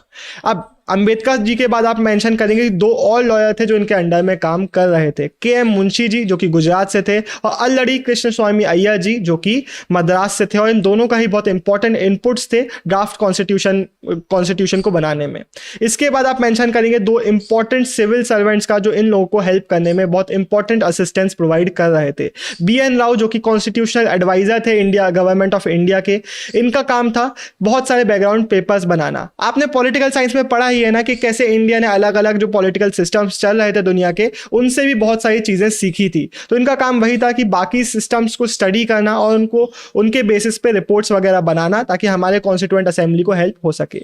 और एस.एन. मुखर्जी जो कि चीफ ड्राफ्ट्समैन थे, इनका काम था कॉम्प्लेक्स प्रपोजल्स वगैरह को ये बहुत अच्छी लीगल लैंग्वेजेस में लिख सकते थे। तो ये सब काम ये यहाँ पे कर रहे थे। अब कमेंट कर दो भाई, लेट्स मेक श्योर हमारी रैपिड रिवीजन सीरीज की आखिरी वीडियो है, तो लेट्स मेक श्योर कि इस वीडियो में पिछली सारी वीडियोस के कंपैरेटिवली ज्यादा कमेंट्स हो। लेट्स मेक श्योर कि हम सारे कमेंट्स के रिकॉर्ड्स को ब्रेक कर दें। लेकिन करोगे क्या तुम कमेंट? अगर तुमने हमारा कभी भी बैच में एनरोल किया है तो ऑनेस्ट ओपिनियन बताओ कि हमारे जो बैचेस होते हैं वो कितने प्रीमियम होते हैं, कैसे होते हैं, कितनी भयंकर क्वालिटी वहाँ पे हो रही होती है। तो बताओ यार, आपने एनरोल किया है, आपने देखा है, आप ही वो लोग हो जो एक्चुअल में बता सकते हो कि हमारे बैचेस कैसे होते हैं। एंड वो लोग जिन्होंने आज तक हमारे बैचेस में एनरोल नहीं किया है, आप लोग बताएं कि भीम की सबसे अच्छी मूवी कौन सी है। भाई मैं तो बता रहा हूँ भीम की एक ही मूवी अच्छी थी, वो पहली वाली जो आई थी किरमाड़ा। But opinions can vary. Let's begin हमारा ऑब्जेक्टिव रिजोल्यूशन। 13 दिसंबर 1946 में ऑब्जेक्टिव रिजोल्यूशन को इंट्रोड्यूस कराया जवाहरलाल नेहरू ने। इसका अलग से एक 3 मार्क का क्वेश्चन आता है, तो अच्छे से डिटेल सुनो, ये एमसीक्यू में भी पूछा जा सकता है। तुम बताओगे कि इसमें बताया गया था कि कॉन्स्टिट्यूशन मेकिंग की हमारी आउटलाइंस क्या होने वाले हैं, किस रास्ते में हमारी कॉन्स्टिट्यूएंट असेंबली काम कर रही होगी, कैसे आगे बढ़ रही होगी। India was proclaim to be independent sovereign republic. बोल दिया गया था कि भाई इंडिया के हर एक सिटीजन को इक्वालिटी, जस्टिस और फ्रीडम प्रोवाइड किया जाएगा। जितने भी हमारे बैकवर्ड एंड ट्राइबल एरियाज हैं, जितनी भी हमारी माइनॉरिटीज़ हैं, जितने भी हमारे depressed and other backward classes हैं, इन सबको अश्योर कराया गया था कि आपको एडुकेट सेफगार्ड्स दिलाए जाएंगे। ये नहीं बोला गया है कि क्या करेंगे, ये नहीं बोला गया कि सेपरेट इलेक्टोरेट्स आएगा या फिर रिजर्वेशंस आएंगे या क्या आएगा। अभी बस बोल दिया गया है कि हाँ आपको सेफगार्ड्स दिलाए जाएंगे। एक और इंटरेस्टिंग चीज़ ये है कि यहाँ पे कहीं पे भी मेंशन नहीं किया गया है सोशलिज्म के बारे में, यहाँ पे कहीं पे भी मेंशन नहीं किया गया है डेमोक्रेसी के बारे में। होता यह है कि ऑब्जेक्टिव रिजोल्यूशन आउटलाइन करने के बाद हमारे नेहरू जी एक स्पीच देते हैं और उसमें वो बताते हैं we are not going just to copy, ये लाइन रट्टा मार लो। उन्होंने बोला कि हम दूसरे सिस्टम से, बाकी वर्ल्ड से सीखेंगे ज़रूर, लेकिन हम एग्जैक्टली कॉपी पेस्ट नहीं करेंगे। हम इंडिया में उन चीज़ों को अप्लाई करेंगे इस तरीके से that fit in with the temper of our people and be acceptable to them, जो इंडिया के लोगों के हिसाब से फिट बैठेगा। इन्होंने बोला कि हमने भले ही डेमोक्रेसी मेंशन नहीं करी है अभी तक, लेकिन ये तो हमें पता ही है ना कि डेमोक्रेटिक नेचर तो हमारे कंट्री का होने ही वाला है। ये तो हमें पता ही है ना कि सोशलिज्म को हम किसी ना किसी वैल्यू में, किसी ना किसी फॉर्म में तो फिट इन करने ही वाले हैं। तो ये नेहरू जी ने अपनी बहुत शानदार स्पीच दी थी जिसमें बहुत सारी चीज़ों को क्लियर किया था। यह स्पीच सुनने के बाद लाहिरी जी बोलते हैं, good words sir, noble words, बहुत अच्छे वर्ड्स हैं, लेकिन आप ये भी तो देखो कि ब्रिटिश इंपीरियलिज्म का हाथ है आपकी कॉन्स्टिट्यूएंट असेंबली में। इन्होंने बोला कि आप कुछ कर ही नहीं पाओगे खुद से, आपको कोई भी डिसीजन लेना होगा तो आप ब्रिटेन भाग रहे होगे, वहां के प्राइम मिनिस्टर एटली के सामने नाच रहे होगे, आपकी खुद की कुछ चलेगी ही नहीं। कॉन्स्टिट्यूएंट असेंबली में आप वही चीजें कर रहे हो जो ब्रिटिश चाहते हैं, working the British plans as the British should like it to be worked out. ये जो वर्ड्स है ना, आप एग्जैक्टली थोड़ा सा याद करेंगे तो आपका इंपैक्ट एक अच्छा पड़ रहा होगा आंसर में। तो प्लीज इन वर्ड्स को इग्नोर मत करना, थोड़ा सा याद करने की कोशिश करना, एक आध बार रिवीजन भी कर सकते हो, तभी आपका जो 8 मार्क का आंसर है वो एकदम सॉलिड बन रहा होगा, या 3 मार्क का आंसर एकदम सॉलिड बन रहा होगा। तो इन्होंने क्या पॉइंट आउट किया कि नहीं भाई, ये कॉन्स्टिट्यूएंट असेंबली जो है ये बहुत ज़्यादा ब्रिटिश मेड है। पहले हम अपनी खुद की फ्रीडम में काम कर लेते हैं, पहले इंडिया को फ्री करा लेते हैं और उसके बाद देखेंगे कि कॉन्स्टिट्यूएंट असेंबली में क्या करना है। नेहरू जी ने एडमिट किया कि ठीक है भाई, हमारी जो कॉन्स्टिट्यूएंट असेंबली थी जैसी हम शायद चाहते थे, हमारे नेशनलिस्ट लीडर चाहते थे, एग्जैक्टली वैसी नहीं है। हाँ, मान लिया कि हमारी कॉन्स्टिट्यूएंट असेंबली ब्रिटिश मेड है थोड़ी बहुत, लेकिन ये मत भूलो कि हमारी जो कॉन्स्टिट्यूएंट असेंबली है उसकी पावर कहाँ से आती है। अब ये बहुत बड़ा एक पैराग्राफ है तो पूरा रटने की जरूरत नहीं है, मैं ब्रीफली इसको एक्सप्लेन कर देता हूं। नेहरू जी ने बोला कि सिर्फ गवर्नमेंट डॉक्यूमेंट से, गवर्नमेंट पेपर से कोई गवर्नमेंट नहीं बन जाती कि भाई ब्रिटिश राज ने साइन करके दे दिया कि कॉन्स्टिट्यूशन बना लो तो हमारी गवर्नमेंट वैसी ही बन गई जैसा उन्होंने बोला है। नहीं, हम यहाँ पे बैठे हैं उन लोगों के कारण जो हमें सपोर्ट कर रहे हैं, तो हम यहाँ पे उन लोगों के एस्पिरेशंस को फुलफिल करेंगे, उन लोगों की जो डिमांड्स है, उन मासेस की जो डिमांड्स है उसको फुलफिल करने बैठे हैं और हम करके ही यहाँ पे जाएंगे। सेपरेट इलेक्टोरेट्स का इसके बाद आता है क्वेश्चन जो कि बहुत ज़्यादा इंपॉर्टेंट है और इसे सीधा एक 8 मार्क का क्वेश्चन भी बन सकता है, मल्टीपल 3 मार्क के क्वेश्चंस भी बन सकते हैं। हम सारे लीडर्स को और उनके ओपिनियंस के बारे में यहाँ पे बात कर रहे होंगे, तो इस डिटेल्स को बहुत अच्छे से सुनना। सबसे पहले सेपरेट इलेक्टोरेट्स के सपोर्ट में आते हैं बी पॉकर बहादुर। सेपरेट की स्पेलिंग में पी के बाद ए आता है, प्लीज इसको गलत मत किया करो। मैं सैंपल पेपर चेक करता हूँ, 50% कॉपी में ये आंसर गलत, स्पेलिंग गलत रहती है, मेरा दिमाग खराब हो जाता है। ए लिखा करो प्लीज। पॉकर बहादुर जी जो कि थे मद्रास से, वैसे मद्रास काउंटर भी चालू रखो क्योंकि बहुत सारे लोग आप यहाँ पे मद्रास से देख रहे होंगे। हमारी जो कॉन्स्टिट्यूएंट असेंबली थी उसमें यूनाइटेड प्रोविंसेस से, मद्रास से बहुत सारे मेंबर्स थे जो कि आप यहाँ पे देख भी रहे होंगे, तो ये भी थोड़ा सा आप याद रखते जा सकते हैं। 27 अगस्त 1947 को ये डिबेट्स चल रही होती है। इन्होंने बोला कि माइनॉरिटीज को आप विषय नहीं कर सकते कि आप अपने लैंड से माइनॉरिटीज को ही इरेज कर दो। माइनॉरिटीज हमेशा ही एग्जिस्ट करेंगी और अगर आपको उनको एक्चुअल में पावर में लाना है, अगर आप चाहते हो कि हम सब हार्मनी में रहें, तो आपको चाहिए कि आप उन माइनॉरिटीज को पॉलिटिकल फ्रेमवर्क में इंक्लूड करा पाओ। ये यहाँ पे बात कर रहे थे मुस्लिम्स की और ये उन मुस्लिम्स को रिप्रेजेंट करते हुए बोल रहे थे कि मुस्लिम्स को सिर्फ और सिर्फ सेपरेट इलेक्टोरेट ही बचा सकता है, क्योंकि कोई एक नॉन मुस्लिम रूलर मुस्लिम लोगों की डिमांड्स को नहीं समझ सकता। और अगर आपने मुस्लिम रूलर मान लेते किसी जगह पर रिजर्व कर दिया कि सिर्फ मुस्लिम रूलर ही खड़ा हो सकता है, फिर भी अगर नॉन मुस्लिम लोग वोट करेंगे उसके लिए तो वो सही से सिलेक्शन नहीं कर पाएंगे। आपको चाहिए कि सेपरेट इलेक्टोरेट हो, मतलब मुस्लिम्स ही मुस्लिम लीडर के लिए वोट करें और वो मुस्लिम लीडर खुद ही डिसाइड करें। तो ये चाहते थे, लेकिन जैसे ही भी पॉकर बहादुर ने अपने ओपिनियंस रखे, कॉन्स्टिट्यूएंट असेंबली में सब लोग भड़क गए। आर.वी. ढुलेकर जी बोलते हैं, इंग्लिश ने ये जो सेफगार्ड्स का गेम था ना, ये आपको बहकाने के लिए खेला था, इंडिया को डिवाइड करने के लिए खेला था। उन्होंने इस गेम को खेल के आपको बहका लिया। They allured you into a trap, ये allured you to into a long lull, ये आप एग्जैक्टली लाइन याद रख सकते हो। With the help of safeguards they allured you to a long lull, मतलब आपको एक फॉल्स सेंस ऑफ सिक्योरिटी में उन्होंने घसीट लिया है, जो कि गलत है। अब आपको बहकाने वाला कोई नहीं है, there is no one to misguide you. अब आप क्यों उस ट्रैप में घुसना चाहते हो? सरदार पटेल जी ने भी बोला कि separate electorate is a poison that has entered the body politic of our country. Basically सारे जो हमारे लीडर्स थे वो सेपरेट इलेक्टोरेट्स के अगेंस्ट तो बहुत अच्छे से खड़े हो रहे थे। पटेल जी ने बोला कि अगर आपको इस लैंड में पीस चाहिए है तो डू अवे विद इट, तो सेपरेट इलेक्टोरेट्स को छोड़ दो। हो ये रहा था ना कि हमारे इंडिया में जब हिंदू मुस्लिम्स राइट्स बहुत ज़्यादा बढ़ गए थे, वायलेंस बहुत ज़्यादा बढ़ गया था, तो सारे ही लीडर्स सेपरेट इलेक्टोरेट्स के अगेंस्ट में हो गए थे। गोविंद बल्लभ पंत के जो ओपिनियन है वो अलग से क्वेश्चन में पूछ लिए जा सकते हैं, तो इसको हम जरा ध्यान से सुन लेते हैं। पंत जी ने पहले अग्री किया बहादुर से कि हाँ आप एकदम सही बोल रहे हो कि डेमोक्रेसी की सक्सेस तभी पॉसिबल है जब सब लोग फील करें कि भाई उनको इक्वली ट्रीट किया जा रहा है, जब हम उन जनता के बीच में कॉन्फिडेंस को जनरेट कर पाएं। बहुत इंपॉर्टेंट है कि हम उनकी सिर्फ मटेरियल वांट्स नहीं बल्कि जो उनकी स्पिरिचुअल नीड्स है कि उनको रिस्पेक्ट मिलना चाहिए, उनको जस्टिस मिलना चाहिए, उसको भी हम फुलफिल कर सकें। लेकिन सेपरेट इलेक्टोरेट से पॉसिबल नहीं है। सेपरेट इलेक्टोरेट एक ऐसी डिमांड है जो नेशन के लिए तो हार्मफुल है ही, ये वर्ड्स आप लिख के आएंगे, लेकिन माइनॉरिटीज के लिए भी जो आप डिमांड कर रहे हो ना, आप लोगों के लिए भी ये बहुत ज्यादा हार्मफुल है। Separate electorate is a suicidal demand और आपको ये बहुत ज्यादा हरास कर देगी।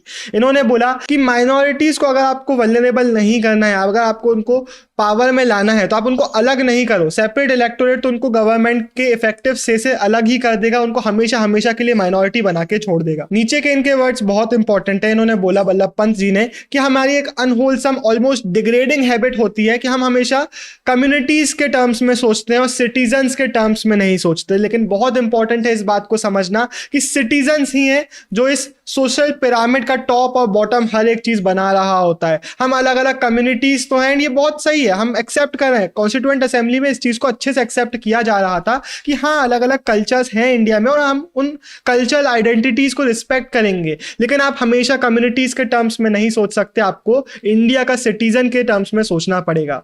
यहां पे हमें एक बहुत क्लियर चीज देखने को मिल गई है कि इंडिया को एक बहुत स्ट्रांग स्टेट और एक स्ट्रांग नेशन बनाना चाह रहे थे लोग, कि मतलब हम एक पॉलिटिकल एंटिटी की तरह भी खड़े हो सके, एक यूनाइटेड पॉलिटिकल एंटिटी की तरह, और हम सब लोगों के विद इन ये फीलिंग जनरेट कर सके कि हम सब एक कंट्री को बिलोंग करते हैं। एंड ही सेड कि there can not be divided loyalties. आप अलग अलग कम्युनिटीज के लिए या फिर अलग अलग रीजन्स के लिए अपनी लॉयल्टीज को डिवाइड नहीं कर सकते। आपको इंडिया के लिए लॉयल होना पड़ेगा और आप सबको खुद को एज अ इंडियन सिटीजन देखना पड़ेगा।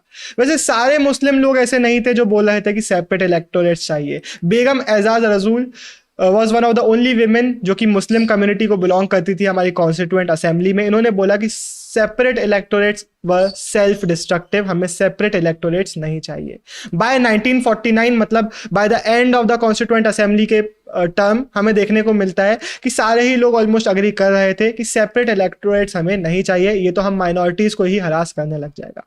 वैसे अभी तक जब हम माइनॉरिटी बोलते हैं तो हम बात कर रहे हैं मुस्लिम्स की, हम बात कर रहे हैं डिप्रेस्ड क्लास वगैरह की, लेकिन यहाँ पे एनजी रंगा आते हैं और काफी इंटरेस्टिंग अपने ओपिनियन दे देते हैं। एनजी रंगा जी बोलते हैं कि भाई माइनॉरिटीज को आप इकोनॉमिक टर्म्स में इंटरप्रेट करो। आई एम श्योर आप में से बहुत सारे लोग होंगे जो इनके ओपिनियन सुन के इनसे अग्री करने लग जाएंगे। इनका कहना था रियल माइनॉरिटीज वो लोग नहीं है जो सिर्फ नंबर में कम है, रियल माइनॉरिटीज वो लोग हैं जो हमारी सोसाइटी के पुअर हैं, जो हमारी सोसाइटी के डाउन ट्रॉडन लोग हैं। फॉर एग्जाम्पल ट्राइबल लोग हो गए, ये वो लोग हैं, आप कितने भी इनको कॉन्स्टिट्यूशन में प्रोटेक्शन दे दो, इनकी लाइफ में कोई फर्क नहीं आएगा। क्या फर्क पड़ता है अगर एक कोई गरीब व्यक्ति है, एक ट्राइबल व्यक्ति है जिसको आपने राइट टू लिबर्टी दे दिया, राइट टू स्पीच दे दिया, राइट टू लिव दे दिया, क्या फर्क पड़ता है? वो इन सब चीजों को कभी भी यूज कर ही नहीं पाएगा क्योंकि उनकी लाइफ अभी बहुत ज्यादा मिजरेबल है। उनको चाहिए props, they need props, they need a ladder. इसके बाद एनजी रंगा ने एक और बहुत इंटरेस्टिंग ओपिनियन अपना रखा। इन्होंने बोला कि हम किसको रिप्रेजेंट कर रहे हैं? हम रिप्रेजेंट कर रहे हैं इंडिया के ऑर्डिनरी मासेस को, लेकिन हम में से ज्यादातर जो लोग हैं वो उन ऑर्डिनरी मासेस को बिलोंग नहीं करते। हम पूरी कोशिश करेंगे कि भाई हम उनके ट्रस्टीज की तरह, उनके चैंपियंस की तरह, उनके ट्रू रिप्रेजेंटेटिव्स की तरह यहाँ पे खड़े हो सके। लेकिन उन्होंने इस गैप को पोर्ट्रे किया कि हम जो लोग यहाँ पे बैठे हैं एंड जो एक्चुअल मासेस है इंडिया के, उनके बीच में एक बहुत बड़ा गल्फ है, एक बहुत बड़ी खाई है, एक बहुत बड़ा गैप है। तो एनजी रंगा के जो पूरे ओपिनियन है आपको पता होना चाहिए। मैंने पूरे अच्छे से एक्सप्रेस कर दिए हैं, इन्हीं को आपको लिख के आना पड़ेगा अगर इनसे एसोसिएटेड कोई क्वेश्चन आता है तो। इसके बाद आते हैं जयपाल सिंह। हमने अभी बात करी ना ट्राइबल कम्युनिटीज की, उनको ही रिप्रेजेंट कर रहे थे जयपाल सिंह, जिन्होंने बोला कि मैं एक आदिवासी हूं एंड आपने जो ऑब्जेक्टिव रिजोल्यूशन बताया है उसके बाद ही अपनी स्पीच दे रहे थे, इन्होंने बोला कि मैं उन लीगल इंट्रिकेसीज को नहीं समझता जो ऑब्जेक्टिव रिजोल्यूशंस की हैं, मैं इन लीगल लैंग्वेजेस को नहीं समझता, लेकिन एक चीज मुझे बहुत क्लियर समझ में आ रही है कि अब हम सब काम करने की कोशिश करेंगे इक्वालिटी की तरफ, और अब हम पास्ट को छोड़ के आगे बढ़ने की कोशिश कर रहे होंगे। ही वॉज अ गिफ्टेड ओरेटर, और बहुत अच्छे से इन्होंने अपने वर्ड्स को सामने रखा और इन्होंने बात करी ट्राइब्स को प्रोटेक्शन दिलाने की। इन्होंने बोला कि हमारा पॉइंट ये है कि आप हमारे साथ मिक्स इन करो। ट्राइब्स को हमेशा से ही अलग रखा गया है, हमें हमेशा से ही सोसाइटी ने मिक्स इन नहीं होने दिया, हमें एजुकेशन नहीं दिलाया गया, हमारे लैंड में बाहर के लोग आते थे और हमसे हमारा लैंड छीन लेते थे, हमें डिस्पोजेस कर देते थे, लेकिन अब we are willing to mix with you. Nehru ji, आपको मैं आपके वर्ड्स पे ले रहा हूं, सभी लोग, I am accepting your words and मैं आप लोगों पे ट्रस्ट कर रहा हूं कि अब आप हमसे हाथ मिलाने के लिए आ रहे हो एंड होपफुली अब हम सब कुछ सही कर पाएंगे, ये इन्होंने बोला। इनका कहना यह था कि सेपरेट इलेक्टोरेट्स हमें नहीं चाहिए, हमें चाहिए सीट्स में रिजर्वेशन ताकि हमारी वॉइस को सुना जाए। फिर आते हैं जे नागप्पा जी मद्रास से, मद्रास काउंटर नंबर 2, और इन्होंने बोला कि हम जो माइनॉरिटीज है ना, हम बहुत टाइम से सफर कर रहे हैं, but we are prepare to suffer no more. ये लाइंस आप याद रखेंगे। We have realised our responsibilities, we know how to assert ourselves. तो इन्होंने अपनी पॉइंट रखते हुए ये बात बताई कि हम न्यूमेरिकली कम नहीं है, हम तो 20-25% पॉपुलेशन है हमारे इंडिया की माइनॉरिटीज, लेकिन हमें मार्जिनलाइज किया गया है। इन्होंने बोला कि हम डिप्रेस्ड जो कास्ट है हमें हमेशा से ही अलग किया गया है, एजुकेशन में नहीं आने दिया, हमें रिप्रेजेंटेशन नहीं दिलाया गया, एडमिनिस्ट्रेशन में नहीं आने दिया, टेम्पल्स में नहीं घुसने दिया जाता है। तो इनका कहना था कि हम न्यूमेरिकली माइनॉरिटी नहीं है, लेकिन एक्चुअल में हम डिप्रेस्ड इसलिए हैं क्योंकि हमेशा से ही हमको साइडलाइन किया गया है। इसके बाद के जे खांडेकर जी सेंट्रल प्रोविंसेस से आते हैं और ये भी इसी बात को बताते हैं कि हमें हमेशा से ही सफ़र कराया गया है, पिछले हज़ारों सालों में हमने इतना सफ़र कर लिया है कि अब तो हमने फील करना भी बंद कर दिया है, अब हम में इतनी ताकत ही नहीं बची है कि हम आगे बढ़ सके। ये अपनी बेसिकली कंडीशन बता रहे थे, अपनी से यहाँ पे मेरा मतलब है इन डिप्रेस्ड कम्युनिटीज की कंडीशन को ये पॉइंट आउट कर रहे थे।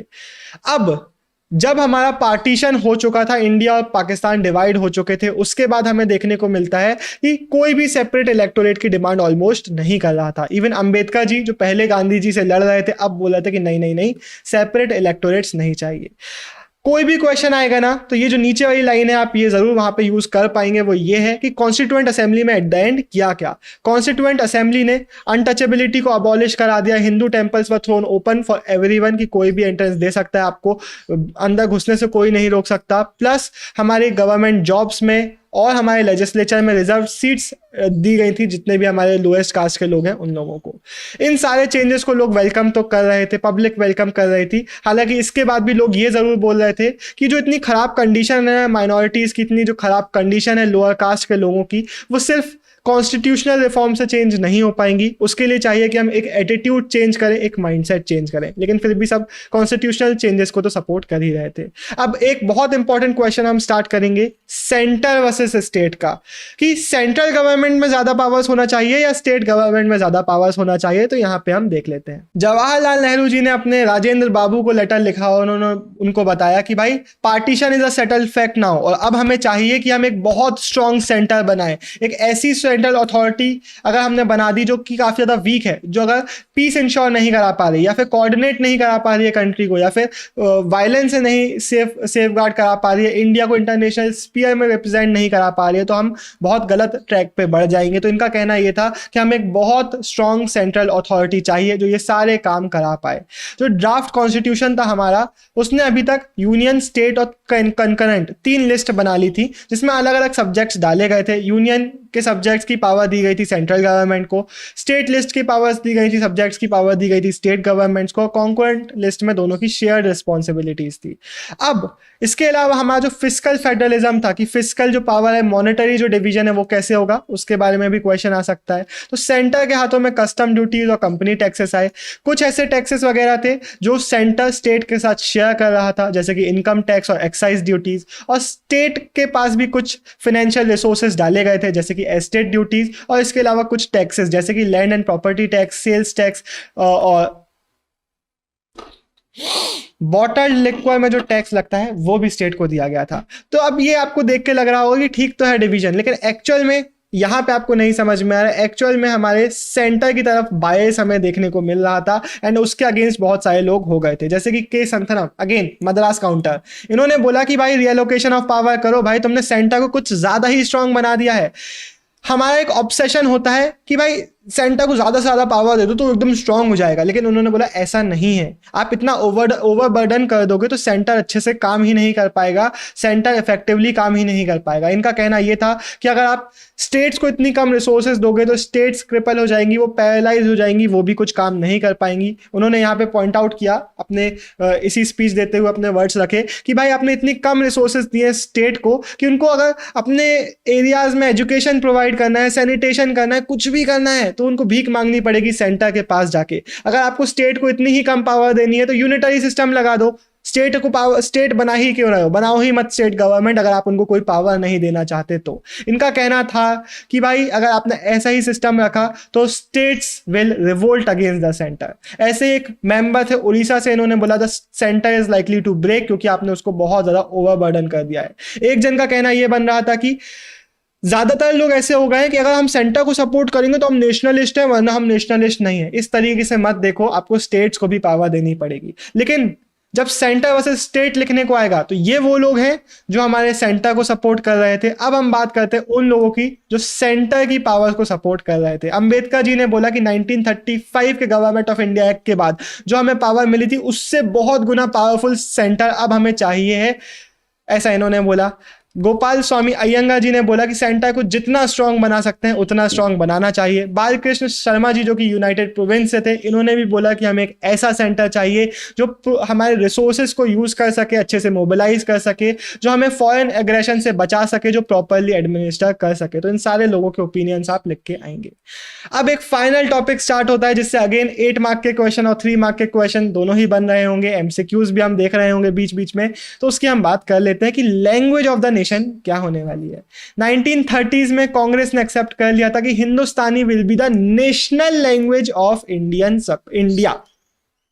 हिस्ट्री पढ़ाते पढ़ाते इंडियन सब कॉन्टिनेंट ही निकलता जब इंडिया बोलना होता है तो इंडिया। महात्मा गांधी जी भी हिंदुस्तानी को ही सपोर्ट करते थे। उनका कहना यह था कि Hindustani is a blend of Hindi and Urdu. ये बेसिकली एक कॉम्पोजिट लैंग्वेज है जिसमें हमें हिंदी के भी वर्ड्स और उर्दू के भी वर्ड्स और फॉरेन के भी वर्ड्स और साउथ इंडिया के भी वर्ड्स देखने को मिल जाते हैं। इनका कहना यह था कि हिंदुस्तानी एक ऐसी लैंग्वेज है जो हिंदू, मुस्लिम, नॉर्थ, साउथ सबको यूनाइट करके इंडिया में रख पाएगी। लेकिन 19th सेंचुरी के एंड के बाद हमें देखने को मिल रहा होता है कि हिंदुस्तानी काफी ज्यादा चेंज होने लग रही थी। हो ये रहा था कि हिंदुस्तानी में से हिंदी अलग हो रही थी और उर्दू अलग हो रही थी। उर्दू को पर्शियनाइज किया जा रहा था, हिंदी को संस्कृताइज किया जा रहा था और बेसिकली अब हिंदू हिंदी बोल रहे थे, मुस्लिम उर्दू बोल रहे थे। एक रीजन, हमें एक लैंग्विस्टिक डिवीजन देखने को यहाँ पे मिल रहा होता है कि भाई आप इस रिलीजन वाले हो, आप ये वाली लैंग्वेज बोलोगे। तो जो एक कॉम्पोजिट नेचर था हिंदुस्तानी का ना, वो धीरे धीरे खत्म होने लग गया। अब यहाँ से बहुत इंपॉर्टेंट चीजें स्टार्ट होती हैं। आप मेंशन करके आएंगे, पहले ये सब चीजें मेंशन करके आएंगे जब लैंग्वेज का क्वेश्चन आएगा तो 8 मार्क्स के लिए। फिर आप आर.वी. ढुलेकर जी के वर्ड्स मेंशन करें। मेरा फेवरेट बंदा है भाई। मैं इनके ओपिनियन से शायद अलाइन ना करूं, शायद मैं इनके साथ डिबेट करने बैठूं तो मैं इनके साथ डिबेट ना कर पाऊं, लेकिन इस चैप्टर को तो इन्होंने इंटरेस्टिंग बनाया है भाई। इन्होंने बोला कि अगर आपसे हिंदी नहीं आती है तो आप डिजर्व ही नहीं करते हैं इस कॉन्स्टिट्यूएंट असेंबली में बैठना। इनको बताया गया कि भाई मत बोलो, नेहरू जी बीच में आ गए, भाई मत बोलो, बट प्रेसिडेंट नहीं मत बोलो। इन्होंने बोला कि भाई जाओ भाड़ में, अगर हिंदी नहीं बोलते आती तो कॉन्स्टिट्यूएंट असेंबली में मत बैठो, और ये अपनी हिंदी में ही स्पीच देना चालू रखते हैं। 13 सितंबर 1949, ठीक 3 साल बाद इस लैंग्वेज डिबेट के, अब 3 साल में बहुत सारी चीजें डिसाइडेड हो चुकी थी। लैंग्वेज कमेटी बना दी गई थी कॉन्स्टिट्यूएंट असेंबली में, और इस लैंग्वेज कमेटी ने अपने डिसीजंस वगैरह बता दिए थे कि भाई अभी ड्राफ्ट कॉन्स्टिट्यूशन में हम ये सब चीजें ऐड कर रहे हैं और फ्यूचर में ऐसी चीजें हम कर रहे होंगे। क्या बताया था इन्होंने ये जो डेडलॉक बन गया था ना कि भाई हिंदी बनेगी नेशनल लैंग्वेज या कौन सी बनेगी, क्या होगा, उसके लिए सोल्यूशन इन्होंने, एक मॉडरेशन का सोल्यूशन इन्होंने बताया। इन्होंने बोला कि भाई हिंदी जो देवनागरी स्क्रिप्ट की लैंग्वेज है, देवनागरी स्क्रिप्ट की जो हमारी हिंदी है, उसको हम ऑफिशियल लैंग्वेज बनाएंगे, नेशनल लैंग्वेज नहीं बनाएंगे, ऑफिशियल लैंग्वेज बनाएंगे। प्लस ट्रांजिशन जो है वो ग्रेजुअल होगा, मतलब इंग्लिश को भी हम यूज करेंगे for the first 15 years official works के लिए। अब इसके आगे एनसीईआरटी में लिखा नहीं है, आपको इतना ही लिख के आना, पर मैं आपको बता दूं, आपको पता भी होगा कि फिर इसके बाद इंग्लिश को और कंटिन्यू भी किया। इवन प्रेजेंट डे में हिंदी हमारी ऑफिशियल लैंग्वेज है, प्लस जिसके साथ इंग्लिश भी यूज की जाती है। प्लस इसके बाद ये भी बोला गया कि हर एक प्रोविंस के पास चॉइस होगी कि आप खुद की ऑफिशियल लैंग्वेज बना सकते हो। मेरे एमपी की ऑफिशियल लैंग्वेज हिंदी है, आपके भी अलग अलग स्टेट्स में आपकी अलग अलग ऑफिशियल लैंग्वेजेस हो सकती हैं। ये यहाँ पे ही डिसीजन हो चुका था। तो डिसीजन क्या हुआ, ये हुआ। इसके बाद ढोलेका जी अगेन खुश नहीं रहते। ढोलेका जी बोलते हैं कि भाई हिंदी को नेशनल लैंग्वेज बनाना था, भाई ये ऑफिशियल लैंग्वेज क्या होती है। इन्होंने बोला कि जो लोग हिंदुस्तानी को सपोर्ट करते हैं गांधी के नाम पे, तुम लोग सही नहीं हो, उसको उनको इन लोगों ने मॉक किया। जो लोग बोल रहे थे कि भाई सही हुआ ऑफिशियल लैंग्वेज बना के हिंदी को नेशनल लैंग्वेज नहीं बनाना चाहिए, उनको इन्होंने मॉक किया। और इन्होंने उसके बाद बोला कि मुझसे ज्यादा खुश नहीं है कोई और कि हिंदी को ऑफिशियल लैंग्वेज बना दिया गया है।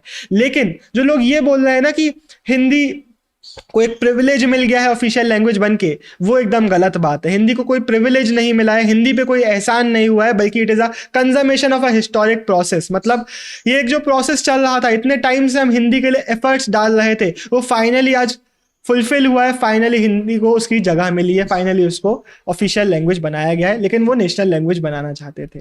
श्रीमती जी दुर्गाबाई जी, जो कि अगेन मद्रास से थी, इन्होंने बोला मिस्टर प्रेसिडेंट ये फिर से लड़ाइयां क्यों हो रही हैं। पहले जब गांधी जी ने हिंदुस्तानी के बारे में बोला था, हमने एक्सेप्ट कर लिया था कि Hindustani will be our language. हमने अपने साउथ इंडिया में हिंदुस्तानी पढ़ाना चालू कर दिया था, हिंदी पढ़ाना चालू कर दिया था स्कूल्स में और अलग अलग जगहों पे। लेकिन फिर से इतनी दंगे क्यों भड़क रहे हैं, फिर से हिंदी वाले इतना गुस्से में क्यों, अग्रेशन में क्यों हमको डिबेट कर रहे हैं, फिर से ये लोग क्यों लड़ने लग गए हैं। अब ये चीजें सही नहीं है। इनका कहना ये था कि जो नॉन हिंदी रीजन्स हैं वो अभी थोड़े डरे हुए हैं। अब सही है गलत है नहीं पता, लेकिन उनको ऐसा लग रहा है कि उनके रूट्स को काटा जा रहा है। उनको ऐसा लग रहा है कि उनकी जो रीजनल लैंग्वेजेस हैं उनको दबाया जा रहा है, उनको साइडलाइन किया जा रहा है। ये इन्होंने पॉइंट आउट किया नॉन हिंदी स्पीकिंग एरियाज के बारे में, साउथ के एरियाज के बारे में इन्होंने बताया कि यहाँ के लोग थोड़े एंटी हिंदी अभी के लिए हो रहे हैं। इन्होंने बोला कि जो आप हिंदी का इतने अग्रेसिवली प्रोपोगेट कर रहे हो, इतने अग्रेसिवली पुट आउट कर रहे हो, ये चीज़ सही नहीं है। अब इन्होंने बोला कि आई एम शॉक्ड कि फिर से ये एजिटेशंस होने लग गए। हमने पहले इतने एंथुसियास्टिकली इसको एक्सेप्ट कर लिया था हिंदी को, अब फिर से ये इतने दंगे भड़कने क्यों लग गए। हिंदुस्तानी ये जो चेंज हो रही है, हिंदुस्तानी का जो कॉम्पोजिट कल्चर है जो उसको अब चेंज किया जा रहा है, ये चीज़ बिल्कुल भी सही नहीं है। शंकरराव देव जी के बारे में आप लिख के आएंगे कि इन्होंने बोला कि जब गांधी जी ने सपोर्ट किया था हिंदुस्तानी को, तो हमने भी फुल सपोर्ट दे दिया था हिंदुस्तानी को। लेकिन अगर आपको हिंदी के लिए मेरा फुल सपोर्ट चाहिए तो इट इज़ वेरी इंपॉर्टेंट कि आप कोई भी ऐसा काम ना करें जो सस्पिशन रेज करें, जो फियर्स को रेज करें। टी.ए. रामलिंगम चेतिया जी, अगेन जो मद्रास से थे, इन्होंने बोला कि फियर्स जो लोगों के हैं वो जस्टिफाइड रहे चाहे अनजस्टिफाइड रहे, फर्क नहीं पड़ता, आपको उनको अले करना पड़ेगा, आपको उनको शांत करना पड़ेगा। क्योंकि अगर आप फियर्स को खत्म करे बिना हिंदी को इम्पोज कर दोगे या कोई भी एक्शन ले लोगे तो there will be bitter feelings जो रह जाएंगी। तो ये इन्होंने पॉइंट आउट किया। इनका कहना ये था कि हर एक चीज़ बहुत ग्रेजुअली होना चाहिए, हर एक चीज़ विदाउट फोर्स होना चाहिए, हर एक चीज़ बहुत शांति से और बहुत अच्छे से फियर्स को एलिमिनेट करते हुए होना चाहिए। अब जाओ भाई सीयूटी के लिए इनरोल कर लो, क्योंकि फिर ऑफर खत्म हो जाएगा। फिर मेरे से नहीं बोलना भाई, ठीक है, मैं चाहता भैया पहले तो कम रहा था भाई, अर्ली ऑफर था ना पहले, अभी खत्म हो जाएगा फिर बोलोगे तुम, तब नहीं आएगा अर्ली ऑफर में से, ठीक है।